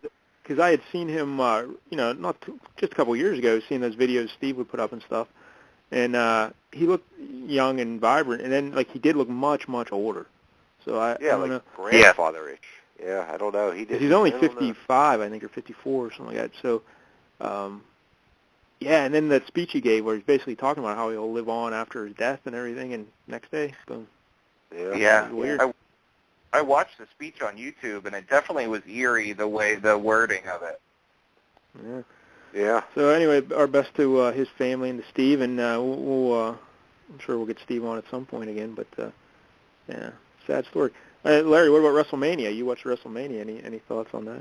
Yeah, I mean, I got a lot, but if we're gonna do Mad Men, we don't have time for Mad Men and WrestleMania. I don't want to be here till midnight. All right. Well, let's just do Mad Men then. Mad Men. Calm down. Well, you just told me to skip WrestleMania. Well, I don't want to do WrestleMania, but I got a couple of things I want to talk about. Oh, I'm sorry. Go ahead. Yeah, well, I talked about it on the Twitter a little bit over the weekend, but I watched this movie, Mike Dell, The Punk Singer. You got to see this movie, The Punk Singer. I saw that too. Did you see the movie? Yeah, I watched them halfway through it right now. Yeah, do you like it? I love anything like that. I'm a huge documentary buff, and I especially about punk rock. And I don't think I like the subject too much. I don't really like her that much. She definitely takes herself a bit too seriously, but I like the movie a lot. Yeah, I found it fascinating. I got the way through it. Well, Larry, tell the folks who the subject of the film is. Her name's Kathleen Hanna, I think it was, and she was the lead singer of a band called Bikini Kill, who was a feminist punk rock band back in the, late, I guess late 80s, I don't know, more in early 90s. Yeah, early 90s. Early 90s. Yeah. And, she was like a very, empowered female, and, her lyrics, kind of spoke that sort of way. But she was fascinating in the way that, there's a lot of, backstory to her, because, she had, she influenced, Nirvana a little bit. And, she's married to a Beastie Boy, which kind of ties in, some, to me, because that's the only reason honest to God, that's the only reason I watched it is because I saw Adam Horowitz's name in the credits as well. And I'm like, wonder why he's in this movie. All right, I'll see what's going on. And I'll tell you, like, he's not even in the movie for about an hour. And I forgot all about him like 10 minutes in because I was so, like, engrossed in this lady's life story. Like, I forgot all about Ad Rock, you know. And then, you know, later on in the movie, I was like, oh, yeah, there he is. But, yeah, great movie. I highly recommend it. It's just a fascinating life telling, you know, her telling her life story. She got sick, and she had to, like, kind of fade out of the music scene and everything. And it's just a good story. I highly recommend it. It's a good woman. She's, you know, very, I don't know, just outspoken, and I don't know. Thumbs up here, Mike, though. Nice. So, what, 9 out of 10? Yeah, I'd give it a 9. Big solid 9. That. And then a couple other things. I started watching, I told you the other day, Mike, though, this show called Counting Cars. Corey, do you watch this show, Counting Cars? No, I never heard of it. Yeah. Well, if you ever watch Pawn Stars, you watch Pawn Stars. Mm-hmm. Okay, you know that Danny, the count guy that comes down anytime they get a car. He's got the ponytail, the headband. It's kind of I believe I've seen him before. Yeah, well, he's on a lot. Well, he has his own show, and basically what they do is he just kind of drives around checking out junkyards and that kind of shit. A lot of times they'll be driving down the street and they'll see somebody like, you know, a couple lanes over. They like the car. They'll get up next to him. Hey, dude, can you pull over? Can I buy this car off you? They'll try to buy guys' cars off of them, like, while they're driving down the road and stuff. But basically what they do is they just get clunkers or beaters, and then they just, you know, fix them up and everything. And I'm not into cars or anything, but I kind of like this show. It's kind of cool. I like that Danny guy. He seems like he's got a good personality and stuff. So I've been watching that. It's pretty good. High five on that. And then how about this, Mike, though? What'd you think of Lorde singing with Nirvana?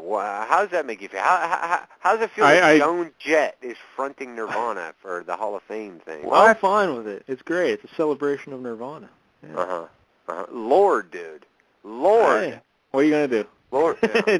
She's spreading the word to the kids. She's getting the kids tuned into good music. Now, let's say, hypothetically. But I like that Lorde girl, Larry, because I don't know much about her, but that song she wrote, she won an award for that, at the Grammys or whatever, and she gave up on the stage and gave a speech that was spectacular about, like, economic inequality and stuff, and they cut it out of the broadcast. But for a young girl, she was, like, really anti-government, anti-establishment, and I like her a lot. Now, you talking about that Royal song? Yeah, like, she won an award for that, and she got up and she gave a big speech, and they wouldn't air it. So, now, do you know that song? Do you know that song's based off of George Brett? Yeah. That's right. I saw a photo of George Brett. Yeah, I always thought, you know, she's English. I thought it had something to do with, you know, social class and everything. You saw an old Sports Illustrated photo of him signing a bunch of baseballs, right? And something, yeah. She saw his jersey, like the 5. It said Brett. I don't know, whatever. She wrote a song. She based that song off of that picture. And then apparently, like, he signed a jersey for her and sent it over after she won the Grammy for that song or whatever the bullshit goes on. George Brett. She has another, I'll have to listen to that. Hit. She has another big hit on the radio now. I can't remember what it's called, but it's along that same sort of melody. It's not bad. I mean, go track down that speech she gave, because I Twittered it out after she did it, but it was spectacular stuff. I think it's bullshit. Everybody should be treated equally. And I go, yeah, that's about all I got. Kitchen Nightmares. You watching that, Corey? You watch that? Is it on again? It started tonight. Oh, I'll have to. Hopefully it's taped. I have it saved on my TiVo. I've been wondering what happened to it. Now, Corey, is this the one where it's like a 2-hour premiere because they left the place before? Is this? Yeah, Corey, did you? Oh, those people. Yeah, the Amy Baking Company. You remember her? That lady is batshit crazy. Yes. Yeah, they're going back tonight, man. 2-hour premiere or whatever. Yeah. God, I hope it taped. If it didn't, I'm going to be a sad boy. I never saw the first one, but maybe I'll you have to, like. She is the biggest fucking cunt in the world. You have to watch that one. And the husband's no better. He's an asshole too. But she is like next. Yeah, she's next level cunt. Like she is just like. I don't think Leah even holds a candle to this lady. Like this is just. Like, she's not even drunk. This lady's not drunk. Like, she is this bananas. Well, I saw the commercials for it, and she does seem, like, interesting. So, yeah. Oh, she's interesting. Yeah. Yeah. And Gordon couldn't even handle her. He just looked at her as like, what? He's like, I I was watching Bar Rescue last night on the on demand, and that John Taffer guy, he walked out on a bar for the first time. Yeah, and then, I watched that episode. yeah, and I was watching it, and I read something, because there's a great website, like Bar Rescue Update, where they update you on the things. And I guess people were saying that basically they were just trying to rip off Gordon Ramsay from walking out on Kitchen Nightmares, because he got a lot of press for that, and then Taffer's just didn't. Oh, really? Yeah, you could tell they have a lot more push behind the show this time. Like, the first season of that show was really fun. And then the second... I liked the first season a lot better, because it was more like they really did break down, like, the science of owning a bar and, like, absolutely, stuff they do. Yeah. And then now it's just, they just find the most messed up people they can, and, you know, it's so fake now. Yeah, it's very fake, very scripted, and those people that they were working with the last episode were just straight trash. Like, you couldn't help them. And I guess, you know, at the end of the episode, Corey, he shows them that video of them fighting, and he says, "I'm done." Yeah. Well, that video, the people said they did that for their audition tape to get onto the show. So it was all fake, and they knew it, and they tried to play it off like it was some hidden video that just surfaced, and when it was their audition tape. Yeah, that makes so much more sense, because I thought, when did this happen that they didn't show old John Taffer right in the cards or a little stakeout thing he does? Mm-hmm. Yeah, it's suspect, that show, but it's entertaining. You know, I still watch it. Yeah. All right, let's talk Mad Men. Oh, yeah, Mad Men, all right. Real quick, by the way, another TV topic. A couple weeks ago, I was saying I started watching 6 Feet Under, and I was really impressed with it. I thought, oh, it's a good show. Yeah. Well, that didn't last. Yeah. By episode, because I had only seen like the first 7 episodes of season 1, and I think episodes 2 through 7 are like really good, and then the end of season 1's like kind of a train wreck, and then it's like a lifetime movie, as Larry likes to say, and then season 2's okay, high ups and downs, and then I made it to the first episode of season 3, and that's just a debacle. So then I'm done. I tapped out. I'm done. I'm not watching anymore. Yeah, I watched the first season back when it was on HBO, and then I just rented it on Netflix probably 6 months ago and watched it with Christy, and we made it through about 4 episodes, and I looked at her, I was like, "Do you like this?" She said no, and yeah. I was like, I like parts of it. Some of it's really good. When it's good, it's really good, but it's just too dramatic, too overly dramatic, too like gimmicky, too repetitive after a while. Just the same thing over and over and over. It's like, how many controversial subjects can you tackle in one episode? Yeah, just, so come on. It's nuts. So, hey, Larry, maybe I'll write something about it on my TV blog, Electric Warden. I forgot about that thing. How's that going? Yeah, Larry's supposed to write. I have a TV blog now, Corey. And Where? Larry was electricwarden.wordpress.com. It's just an excuse for me to write about True Detective. And Larry is supposed to write an article this past weekend. What happened, Larry? Well, you know. Yeah. But if anyone out there wants to write about TV, feel free to send it over, and we'll run it up on the blog. But, all right, so Mad Men, Larry, Season 7 starts this Sunday. And the way they're doing it is... Oh, I'm sorry. Go ahead. Sing your little song. Smoking. Drinking. All right. So 14 episodes. They're going to air 7 of them this year. They're going to film all 14 at once. They're going to air 7. Then we're not getting the second 7 until next year. But they're not going to call it 2 seasons. It's still just 1 season. Yeah. Fucking stupid. Yeah. Why? Why are they doing that? Drag it out. They saw how Breaking Bad got so much hype for dividing their final season, and I think they're going to try and cash in the same way. But because it is AMC doing both series.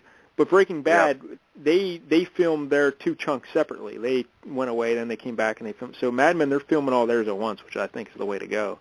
You know, it's the way to do it. Here's the thing, though. The thing about breaking the season up that doesn't work for Mad Men as much is there's no real imminent danger. Like, you're always worried, is Walt going to make it? Is Walt going to die? You know, who knows? Well, who knows how they're going to end episode 7, though, Larry? Maybe, Draper starts cooking meth. I don't know. Well, I think if they did that, that's something. I have no idea. Who's Draper going to bang next? That's a cliffhanger I want to see. That's all it is. Like, is he going to finish that bottle of scotch before the end of the year? I hope so. Now, Larry, do you remember how season 6 ended? Like, where were we with Draper? Do you remember? I'm almost like, if I remember, he wants to move out to California. No. No? No, you. Isn't it close? Sally? What's that? Something was. Sally knew that he was banging that other lady, and he was starting to come. You could kind of see that the foundation was crumbling. Is that he was going to go out to. Sally did walk in on him and Linda Cardellini or whatever her name is from Freaks and Geeks. Cardinelli. Yeah, Sylvia. She's from Freaks and Geeks. Yeah. I'll be damned. Sylvia Rosen, I think was her name on the show. She walked in on him, and then, everything was falling apart.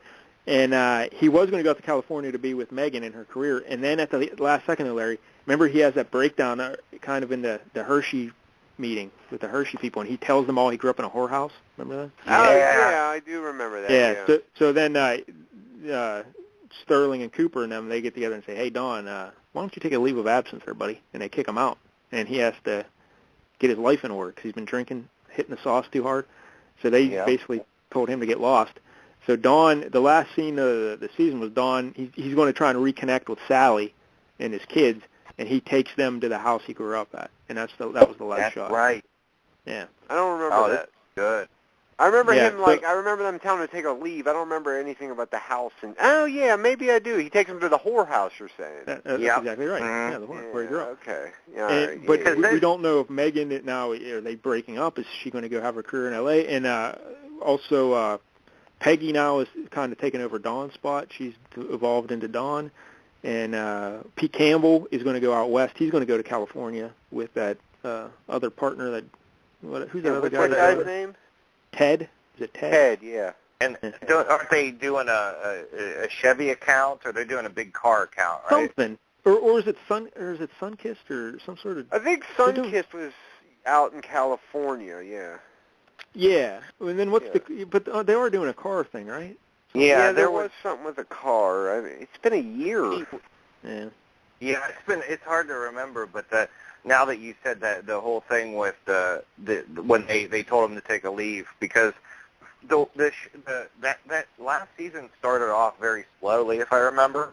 Yeah. And the only things I really liked about it is when they started picking up with, they told you a little bit more of where Dawn came from, and he was starting to, instead of gloss over his whole aura, his whole reality, and be Don Draper, you kind of saw where he was coming from and what the foundation of who he was, and that it was starting to emerge, and that was going to be the death of Don Draper, the ad exec, is when this troubled, traumatized kid came out, and then that came out in that meeting. I just, it was right up my alley with the whole psychological stuff.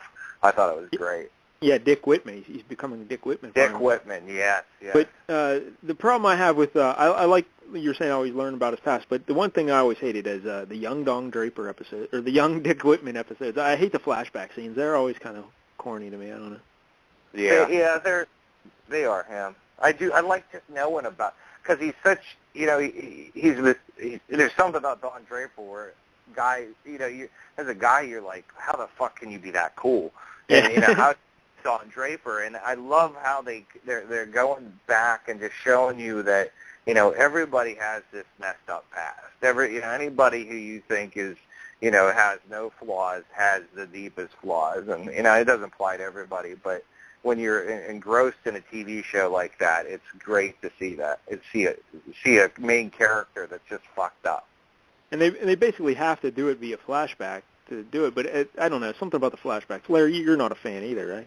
Not really. I know what you're saying. It's kind of, I don't know. It's like scenery chewing. I don't know. It's just like the acting is kind of like steps back a little bit. It's kind of corny and mushy. I don't know. I would, if I had to put it in words, I'd say it was overly dramatized in the whorehouse aspect. Like it's very whorehousey. Everything is bad. Smell it in my house. Is that a phrase, whorehousey? Like if it isn't, it should be. A descriptive term. Yeah. And there, once again, there's your next Backpage Press shirt, whorehousey, right on the chest. Very nice. All right, so I think that who else we need to update? Well, Betty, I don't know what the hell Betty's doing. I can't remember. I think she's still. She's skinny. I think she's skinny now, isn't she? Yeah, she's back to looking like her old self. And I think isn't her husband like running for Senate or something? Is that right? Or? Yeah, he's a douche. Yeah, something like that. All right, so that's where we're at Mad Men. Now, Larry, what would you like to see in this final season? What would you like to see happen? I'd like to see Sally start, Calm turning yourself. tricks. I would like to see that a little bit. Larry loves Sally. Maybe if they would bring back that Dr. K, Faye, whatever the fuck her name was. Yeah, bring Dr. her Faye back. Miller. Yeah. Maybe No relation Dawn to bent Edmund. her over the couch or something. Yeah, he was with her, right? In a biblical romantic way, right? sense? Oh, yeah. Did he ever? Yeah, I can't remember. Everyone. Who hasn't he? Yeah. So, Peggy. Yeah, Peggy's never been a Peggy or Joan, really. Yeah, so I think. Cory, what would you like to see in the final season? How would you like to wrap it all up? Oh my God, I don't even know. That show is so different than anything I've ever watched. And it took me, I remember watching the first season because I heard Dave talking about it on one of his podcasts. Yeah, that's pretty much why I started watching it too, is because of this. Really? Yeah. And I rented it on Netflix on the discs, and I remember being real excited to see it. I didn't know what it was though. And I was like, what is, is it a period piece? I don't understand why I'm supposed to like these characters. And it took me a good while to get into it. But when I did, I liked it. But every season, it kind of blows my mind. I never know what to expect. Like Breaking Bad, I could tell you exactly what I wanted to see and what I didn't. But with Mad Men, it's such a unique thing that I just kind of sit down and go along for the ride. I don't know. Well, here's the big question: does he end up with any lady, or does he end up alone? Or if he ends up with a lady, which lady? Alone. I go alone. Happy and alone. Yeah. Larry? I go happy. Alone that's the logical finish. Because the guy, Don Draper, was based on a real fella. Really? Draper Daniels, an ad guy out of Chicago back in the day, I think. And basically his story, like it's not, he was inspired by him. It's not like his life's based on. But the Draper Daniels fella, he ended up with basically his Peggy, like the girl he brought in to advertising, and she was his personal secretary at first, and then she became like in the advertising. I think she became like a writer and stuff. I'm pretty sure, and they ended up married eventually. So I don't know. Do you think he? I don't know, but I mean, just based on Don Draper's character, it just seems like he's incapable of relationships. But maybe he learns. He's finally learning. He's becoming Dick Whitman. He's no longer Don. He's finally going to do it.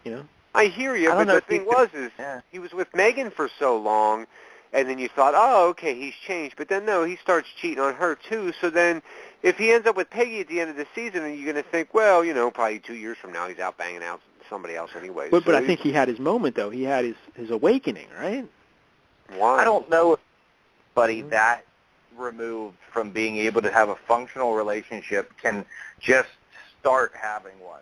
Like, and I don't know how realistic they're going to get in that TV show, but in my experience, like people with profound personality disorders or profound trauma in their past, they can't just turn on a switch and say, I'm going to have good relationships now. Like, if this was reality-based, there's no way in hell Don Draper could ever have a good relationship without going through some kind of, intense therapy or dramatic change. So if he does, though, that would be a good twist. If he has, like, something, like, profoundly bad happen to him, and that changes him into some kind of, and he gets with Peggy, because I think that's where most people would, now that you say it, I think most people would think, yeah, he would, that would be the best twist to make everybody happy in the series.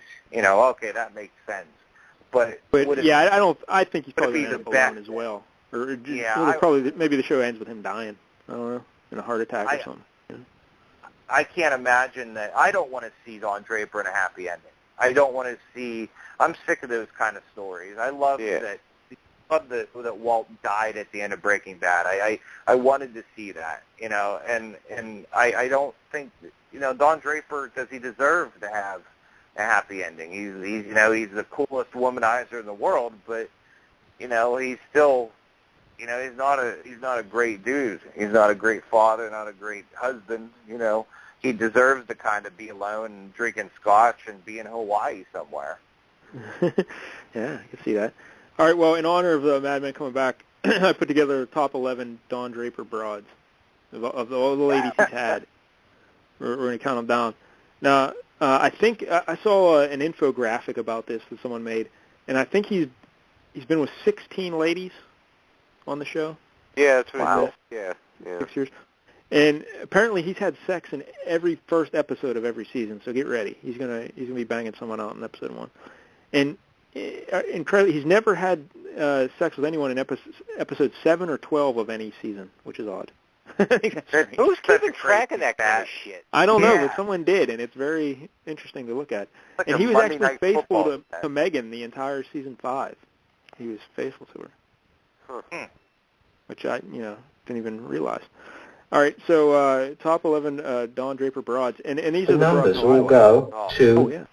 My bad. You want me to play the music? No, I didn't know you were going to play. Yeah, hit the music. Yeah, make it official. the numbers all go to 11. 1, 2, 3, 4, 5, 6, 7, 8, 9, 10, 11.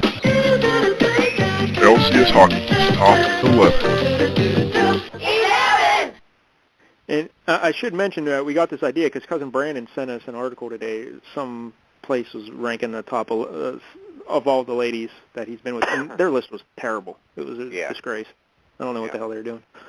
So here we go. Here's mine, 11. Now, at number 11, this might be a controversial pick, but Bobby Barrett, number 11. Yeah. Just sneaking in. Yeah. Because I know a lot of people don't like Bobby Barrett. They thought she was like an old mean hag or something. I don't know, but I. Now, Corey, one do you is remember she? Bobby Barrett? She was season 2 and 3, right? Or Yeah. Season 2, I think. she was dating that comedian that He was selling She was potato like- chips. yeah, Utz's potato chips. Utz. That was actually the first episode I ever saw of Mad Men. Utz's potato chips with the Is that the one where Dickie he Barrett? finger bangs her in the hallway or whatever? Yeah, he slides hard into third. Yeah, that's Yeah. the first episode I ever saw. I watched it at Yep. your place. Oh, well, there you go. Yeah. Yeah. We didn't That's watch hilarious. it together, but you're like, hey, I watched this show. You should see this episode. He finger bangs her right in the hallway. I'm like, oh. Well, I don't know if I used the term Slide- finger bang. But, Slides hard into third might be the thing. right out in the hallway. They're having dinner. They each excuse themselves. Like Betty's at the dinner, right? And they just go out in the hallway. Boom. Okay, I just looked her up. I remember now. But she's like a no-nonsense broad, She just gets Yeah. her way, kind of aggressive and say, what the hell? She's all right. Number 10. Now, in my younger days, this lady would have been much higher on my list but I'm going with Midge at number 10, the hipster, well, not the hipster, but the hippie artist. Yeah. Bohemian from season 1. She was who Dawn was. I think she's the first lady you see Dawn with in episode 1, right? I think Because you don't so, even yeah. realize Dawn's married until the end of the episode. Like, you see him running around with Midge, and then you're like, oh, wait, he's married? What? Yeah, she's So, like Tina Fey without the penis. Yeah, Calm he yourself. does look like Tina Fey. But I like the artsy girls, But then you realize, well, she's going to be hanging out with all those goofballs. She likes all those little hipster guys in the black turtlenecks and going to Beatniks, poetry Berets. readings.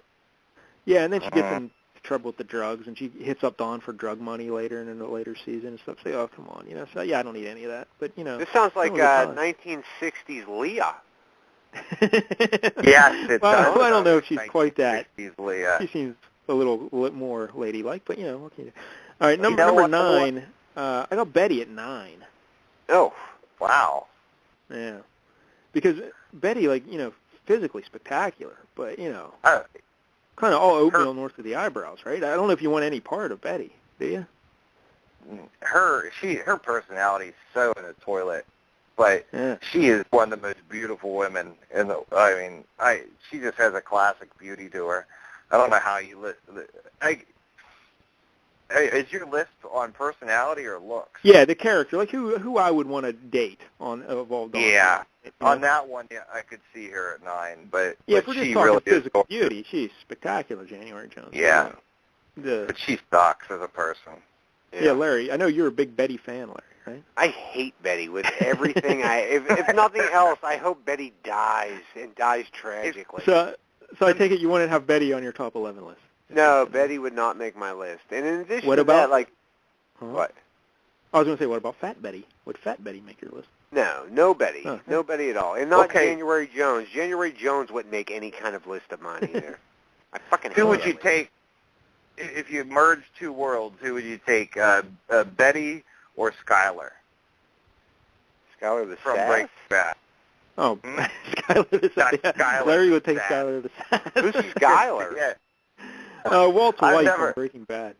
Oh, Walt's wife. Oh, God. A lot she of fucked people Ted, think though. Hey, Larry. By the way, Larry, she fucked Ted. I don't know if She you heard. fucked Ted. I don't know. I didn't like her either. God damn. That's a tough one. I'll probably take, Yeah, I'd I'll take probably Betty. take the Breaking Bad lady. Oh, wow. I'd take Betty. Oh, God, I would take Betty. I heard But Zach Larry, Galifianakis. let me tell you this, Larry. If you take Skylar from Breaking Bad, she also comes with her son, Walt Jr. Oh, yeah.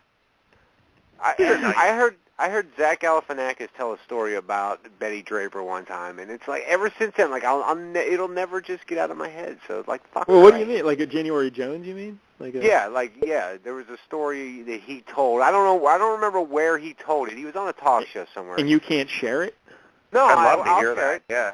And he said that there was some kind of an award show, whatever, a big celebrity get-together of some kind, and she was sitting at a table, and he was, walking into the room or whatever, and I guess they had never met, and she's like, oh, Zach, come over here, sit down, let's meet or whatever. So they talked for a couple minutes, he said, and he said about after 5 minutes, she literally turned to him and said, all right, that's enough, it's time for you to go. And that was it.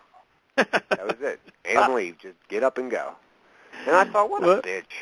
Well, in fairness, though, it's probably 4 more minutes than most people give Zach Galifianakis. Aw, dude, Galifianakis is funny, man. Yeah, I you like don't like. Galifianakis. I love him. Yeah, I like him too. I like him back in the old days when people don't remember when one of the first big things he ever did on TV was Janine Garofalo was guest hosting for Letterman when he had shingles, and she had Galifianakis on. And this was back when he did his bit where he just played the piano and Yeah, I remember. Yeah. Yeah. I still have tapes from when he did Late World with Zach. You remember? Do you remember that? I don't remember that. One? Yeah, he didn't have a beard or anything. Yeah, he's a good dude. I like it. Yeah. All right, now number 8 on my list, the aforementioned Sylvia Rosen from season 6. What's her last name, Larry? Hardinelli. Hardinelli. Yeah. Dude, what are you doing? She's nice enough, I guess her claim to fame is she's the lady that told Dawn to hit the bricks. She was done with Dawn and dropped them. Wow. Yeah. You're so lucky you're not here, because I would be slapping the shit out of you right now. Why? Sylvia Rosen, you know who she reminds me of? Let me tell you. You know that scene in Goodfellas Yeah. where Lorraine Bracco is explaining how all these New York island women all look the same and they all wear the same pantsuits and makeup? She's one of those ladies in there. She just looks I know, like that. but well, you don't like you would put Bobby Barrett ahead of her? Yeah. Oh yeah. Really? Yeah. Huh. I'm Interesting. not scared. Yeah, I'm not afraid. Huh. Midge ahead of her?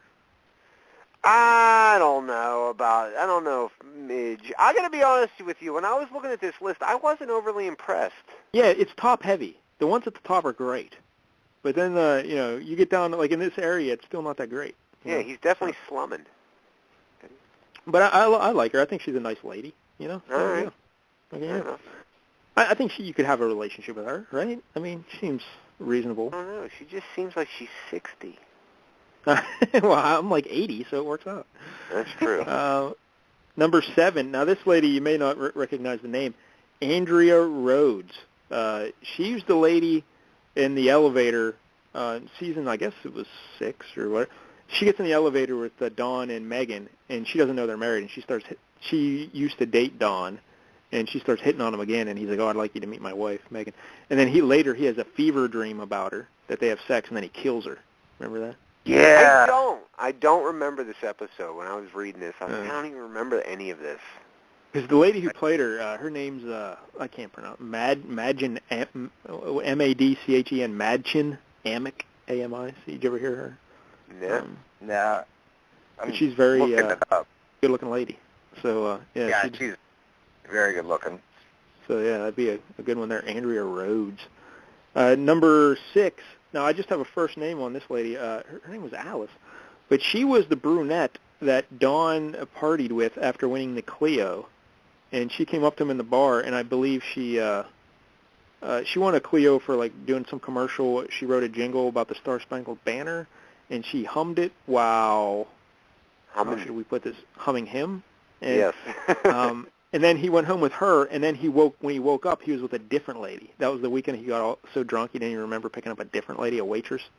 So that was one of the great scenes in the show's history. He goes to bed with a brunette and wakes up next to a blonde waitress, and it's like, oh yeah, that was great. That's classic Draper. So yeah, she's number 6. It is classic. Number 5, Rachel Menken, the Menken fortune of the department store heiress from season 1.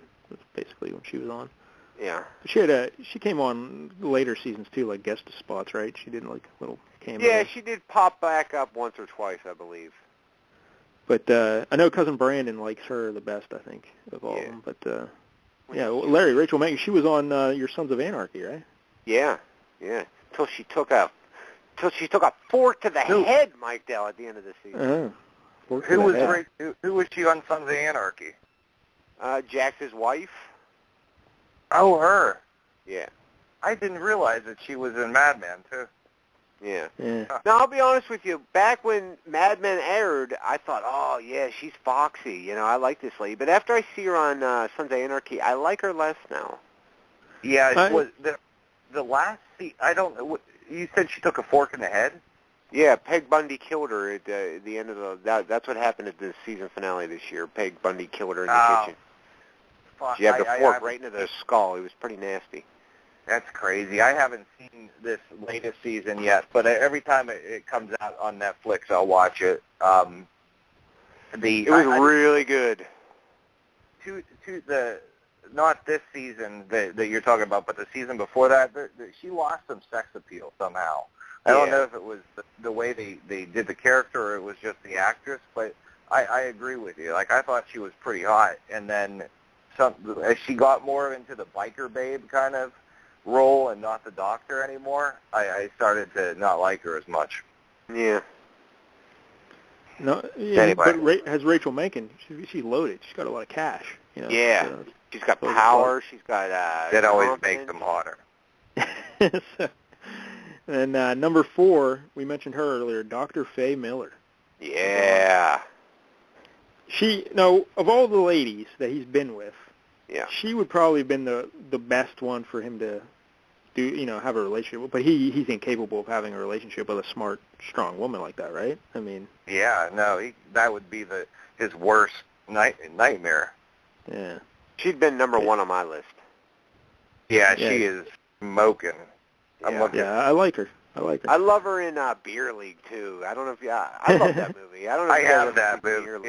Yeah. I love her in that movie too. She's awesome. I forget her name. It's something like Cuomo or Cara Buono. Buono. I combined the two. God, she's naturally beautiful. Yeah. Cara Buono. Yeah, she's great. All right, number 3 from season 2, and Dawn's little California adventure, Joy. Yeah. The little like pixie-ish lady, Joy. Yeah, dude. Joy would have been right up there as well, top 3. Yeah, the only problem with Joy is she's like with all those like hippie people, and like Dawn's with her, and then her dad just walks in on him and is like, "Hey, what are you doing? Well, I'm having sex with your daughter. That's kind of creepy, But yeah, well, Yeah, she's pretty adorable too. Yep, she's great. And Joy. Number 2. Now I know, Larry, this is going to be controversial because you don't particularly like that, but Megan. I love Megan. Oh, Megan. Barf. Doobie zoo. Here, I love it. Yeah. It's her teeth. Everybody says it, but her teeth. Is that what you said? The teeth, yeah. Yeah, but you want to have. You don't want to be like Betty's perfect. The fact that she may have one little flaw. It's nice. It's a little endearing quality, right?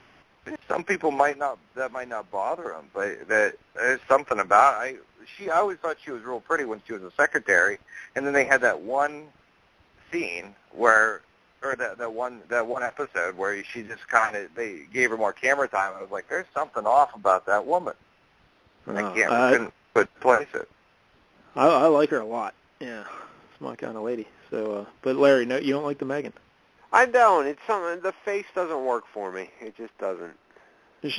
Well, where would she rank on your top 11? She'd have to be in the top 11, right? Yeah, I mean, she's got a nice physique on her and everything. Oh, she's tremendous. Yeah.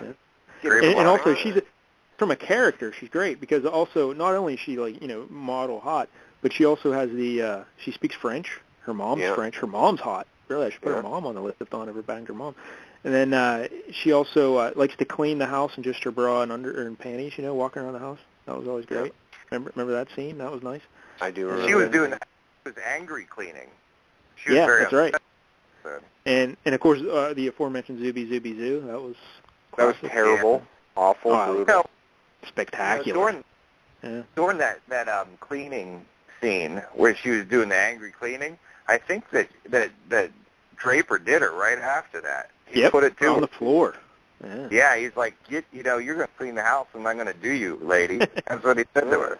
That was like what can you not? What's not to love about that? She's the best. Yeah. So number 2, and number 1 on my list, and this lady. Oh my goodness, Miss Farrell, Sally's teacher from season 3. Yeah, she was. She was the one that was. Was she the one like jogging in the morning? Yes, she was. And I was so trying to find a video clip of that, and I couldn't find it. So please, if anyone out there can record a video of her jogging and send it to me, I'd really appreciate that because that was tremendous. And the actress's name is Abigail Spencer, and just dynamite. But the character though, she's a nice lady. She's pretty wholesome in a way, even though she's cheating with the married man. And she's smart. She challenges Draper. She doesn't, she's kind of like his equal. And you go back and watch. I watched one of their scenes where they were first getting together, and she was like giving it to him pretty good. It's like throwing it back in his face, like she knows she's just trying to pick her up and stuff. And it's good stuff. Yeah. And Miss Farrell, she's the tops. Do you find pretty good looking? Do you find Mad Men to be not as interesting as it was in the first couple seasons? Well, I think, I don't know, because the last season was really good at times, because I think that if it has a flaw, they go overboard trying to make it too artsy and literary, like the writing sometimes. Like they try to put too much symbolism and too much meaning into things. And I think Mad Men's at its best when it has a little bit of that and a whole lot of just fun, like with Sterling and Draper doing stuff. You know what I like about it is the historical references too. Yeah. My family was always big on this kind of stuff, and this is when my parents were growing up, and they're really into politics and civil rights and stuff. So I grew up hearing this stuff, and to see it kind of acted out, because you don't know too much about the early '60s. You always hear about the late, at least the way I was. I always heard about the late '60s and all this stuff. So it was interesting to see how the world really was, and like that post-war kind of 50s male. The two scenes that really stand out for me about early '60s, and you're talking about there, is like the one where they just show Dawn and Betty and the family and the kids. They have a picnic, and then they just throw all their garbage on the grass at the park, and just they litter. They're just whipping soda cans into the street. And that was great. And then when the kids are running around the house, and the one kid's got like a dry cleaning bag on his head, and Betty's like, "If you even put a hole in that bag." Yeah. I saw that. I just saw a Google image of that when I was looking up some of these girls. There's all kinds of stuff like that. But Larry, getting back to you, Larry, I think the problem that the show's had in the definitely last season, probably the season before, is this first 3 seasons, it was all Dawn all the time. Yeah. And in these last few seasons, everyone's off in their own thing. So we get a little bit of Dawn, we get a little bit of Peggy, we get a little bit of Betty, we get a little bit of Joan. And Joan's only on like once every 4 episodes or so, 3 episodes. And Sterling's the same way. Where in the old days, you got them all in every episode. Because they're all about the office, all about doing the work in the office, and then everything spun off of that. Where now everyone's doing their own kind of thing, and it's not as good. But, right. Like you said, it's kind of cut. A lot of Sally. But it's kind of cut now like a soap opera where you get like a 3-4 minute segment on every character. But I think for me, The problem now that I have is I think early on in the series I was more interested in really like engrossed in finding out like who is Don Draper, like what is this war history he has, who is this Dick Whitman guy they bring up, like and you're like so like trying to play along and solve out who this Don Draper character is that you're really engrossed in it. And we know now who Don Draper is. He's a fucking womanizing piece of shit, basically. He's a fucking scumbag. And it's like you don't really care as much now about him because now it's just like, oh, you know, what tramp's he going to bang this week? And it's not, you know, it's like it's still good writing and there are, you know, still great scenes and great character, dialogue and everything at times, but I'm just not. But from a writing perspective, what you're hitting on there, Larry, is the mystery's gone. Like they had a mystery element to the show, and that's why when you study in my, you know, we write in different genres, but we always say, you know, if you learn to write a mystery, it can help you in any genre, whatever you write, because it pulls the readers or the viewers through. And when you had that ambiguity about who he was and who you want to find out, you always want to find out more about him. Then it brings you back. But once you find out he's Dick Whitman and the backstory and everything, it's just kind of like, And I wonder if because I think they revealed the whole Dick Whitman stuff at the end of season 1, kind of, right? Like they have a flashback to the. Not that much.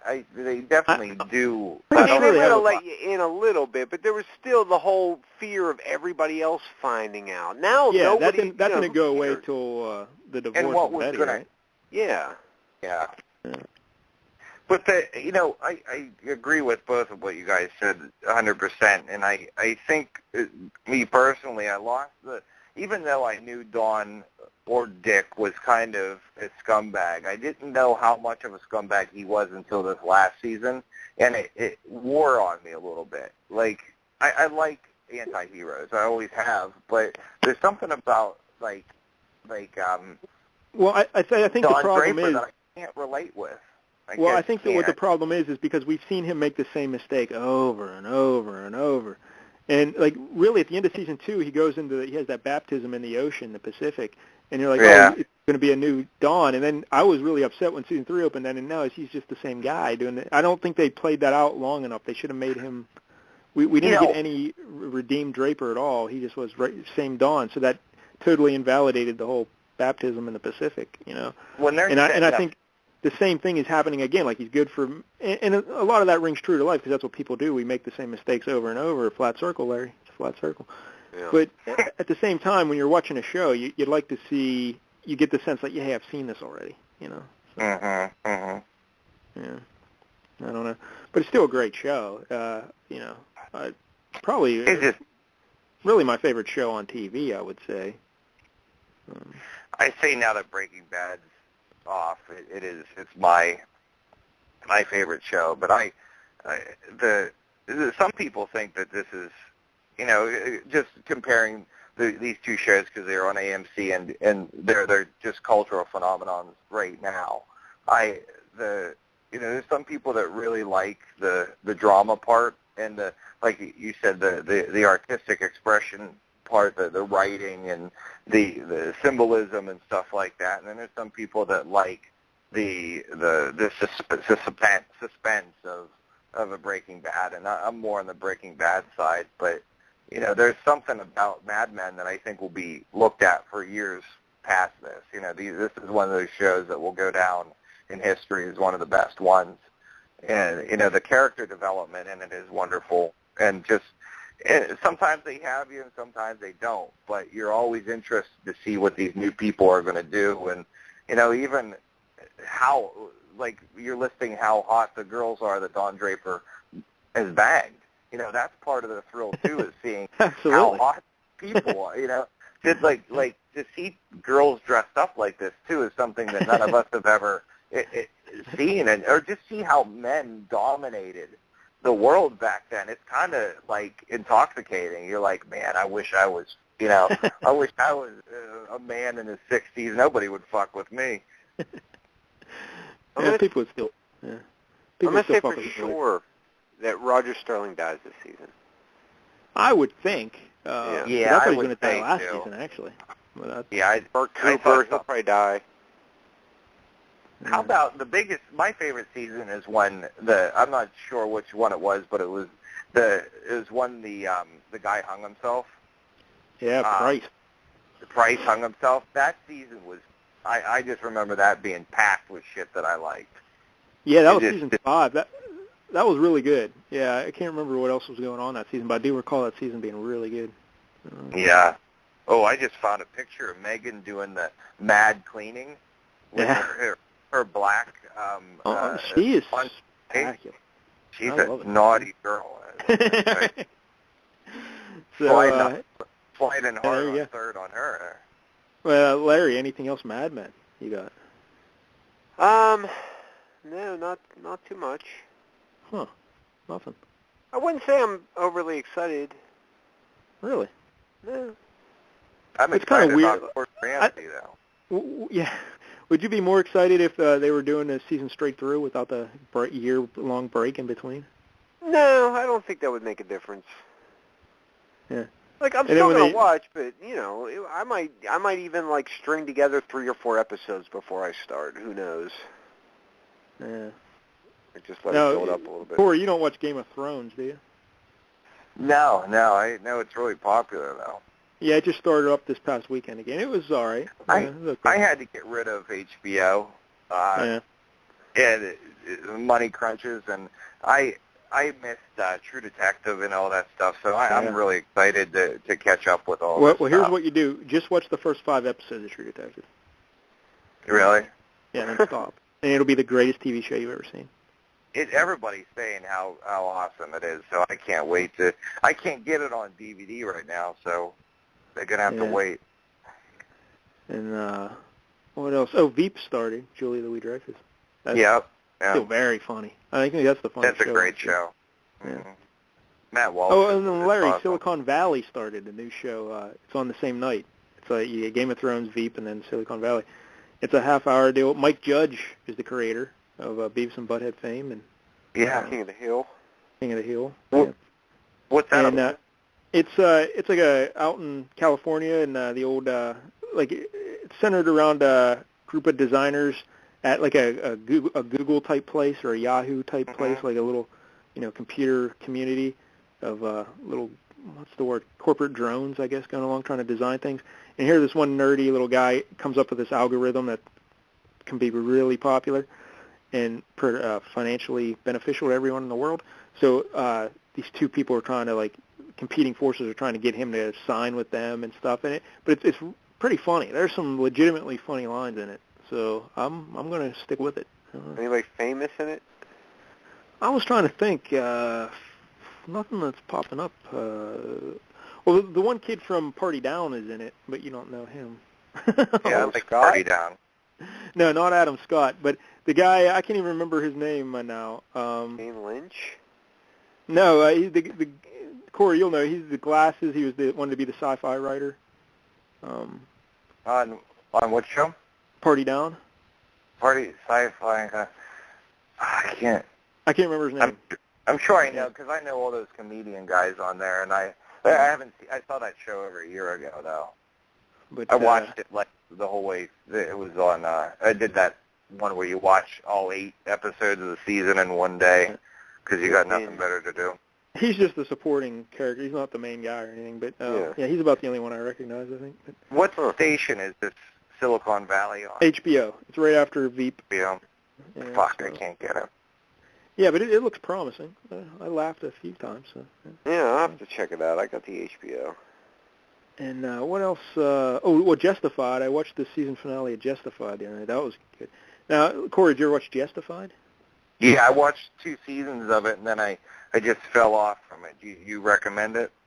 Yeah, I've only watched this season. This is the only one I've seen. Season, I think, 5, and they're going to do one more season. But I was really impressed. It's a solid show. Yeah, no worse than good. an 8. Out of 10.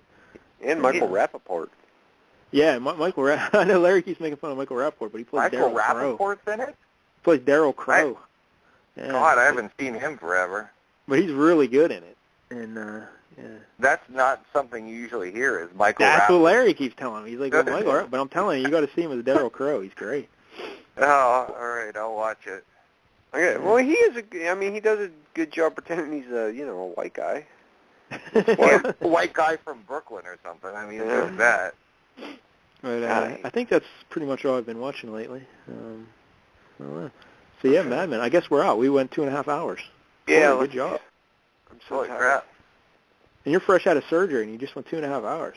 I know. It's impressive. Well, yeah, hey, it's nothing after my date with Nutrimilk Hotel. And Leah. Give her best to Leah. Nothing. Yeah. Oh, we'll have to find her on Facebook and see. Get her on the show. Let's book her on the show. That'd be fun. Do you want drunk? I wonder what the difference is, though. Drunk Leah or sober Leah? Or? We could. Oh, here's what we'll do, Larry. Leah versus beer. We could have her on the show, just drinking beer throughout the show. Fuck you guys. Fuck you. You're rude. Fucker. Larry, did someone leave the faucet running? Wait, what? Yeah, exactly. Yeah. All right, so Cory, once again, backpagepress.com. Everyone should go buy some shirts. On the Twitters, backpage_press, right? Mm-hmm. Yes. How about this? For, in honor of doing the show tonight, we'll do a special LCS hockey Backpage Press special. First person to order a shirt from Cory gets a shirt from Cory. Wow. Not even like a discounter. They just get a shirt. Yeah, we'll need to do it. Why don't we do a discount code? We can do a discount code in honor of Nutrimilk Hotel and Leah. Oh, the milk. Make the code the milk. Yeah, the milk. The milk. Yeah, or maybe Leah. Make the code Leah. I don't know. Either way you want to go. You're the guy. Decide. So whatever you want to do. Well, I like to do funny, like something funny, something an inside joke. I don't know. We don't have much time to think of it. We'll think of it. If you have any suggestions, Twitter them in. And I'll tweet out the show, probably later tonight. So maybe tomorrow, if you see the show, you can put it up and say, hey, first. Yeah, whatever. And we'll come up with something fun, like first person who uses this code gets. I always like to do two, like you do a discount code for if you buy 2 shirts because it isn't that big of a hit, financially when you do it. And right. Yeah, so why don't we do something like that? We'll do something funny with the Nutrimilk Hotel and the horrible. I can't say all the women are like that at Nutrimilk Hotel. I don't know though because I was so distracted. So maybe that's the kind of class of woman that band tracks. I think there's only one way to find out, Larry. You and I have to go to a Nutrimilk Hotel show. Well, apparently they only tour every 15 years. We missed it. They're in such high demand. When we're 50, we can go see them. I think the next LCS Summit should be at the Nutrimilk Hotel show, no matter where it is. I like it. That's why we'd get Brandon to show up. That's it. Tell them they're playing at Irma's. And I was talking to the Ed the other day. The Ed wants to have a Czech Republic convention. He really wants to do it. Oh my God, would that be fun? So he says he's like, how many people do you think would show up to a Czech Republic convention, Larry? Mm-hmm. Like, he wants to have it in Vegas. He wants to have it in Vegas. Maybe 6. 6? Yeah. I thought we might be able to get 12, maybe 12 people. I probably wouldn't go. Because he's not talking just to our little community. He's talking now that Dave's on the NFL Network and everything. Like how many Czech fans would show up? Well, that's different. Yeah. That wouldn't be fun, though. Like, could you imagine all those people trying to one-up you on jazzy football things? Yeah, I wouldn't want NFL fans showing up. Yeah, I don't like that. It would have to be Czech Republic core group members, message board members. Yeah. You'd have to pass a test to get into the party. And by the way, upcoming guests on the show, Pat Piccarelli and also one Mr. Dave Damashek will be coming up soon. So yeah. Nice. Yeah. I haven't talked to Dave in I think a year. Yeah, he's a very busy guy. How's he doing? But, he's doing good. We're going to do something here for the playoffs and the puck season and whatnot. Last time I heard, though, he was pissing all over the backseat of an Escalade. Was he? Yeah, that's what I hear. Dave Damashek. Yeah. Oh, my God. He must have gone and seen the hotel. He did, the milk. That fucking band. Yeah, which is the better nickname, the hotel or the milk? I don't know. The milk's definitely the better name. Milk. The milk? Yeah. I was good. See, I'm touring with the milk, Been going all day. I'm camping out, and I'm selling cheese sandwiches at the milk show. If you want to start You're a poet. You're a poet, Jeff. Jeff, you're a You're poet. beautiful, Lisa. That's really what you want to hear another man yell at you from across the room. You're a poet. Yeah, I know. God. Appreciate that. I hate when Appreciate it that, sir. Yeah. Thank you. All right, well, we got to wrap this up. All right, Cory. Thanks, buddy. All right, buddy. Good All time. right, Cory, later. We'll be All in right, touch. Later. Yep. There he goes, the great Cory Seymour, backpagepress.com. Buy some shirts. Although you might want to hold off and get that discount code, the milk maybe. We'll see. Yeah, the milk. Decide. Yeah, the milk. But, yeah, Larry, I think we covered, well, we didn't get into the wrestling, but we'll do that at some point, I'm sure. Yeah, I could have easily done a half hour on the wrestling weekend. Because my girl Paige made her debut on Raw as well. Yeah, I saw that. She's a champ now. She She beat her punched girl AJ Lee right in the thigh. You just punch AJ Lee in the thigh, and she gives that belt right up. We'll all save it. I was going to get into a whole thing on Paige, but no, we'll save it for the next week or something. I don't know. Yeah. But all right, Larry, I think we're done. All right. All right, we'll be back next week. Until then, pass the gin, Governor.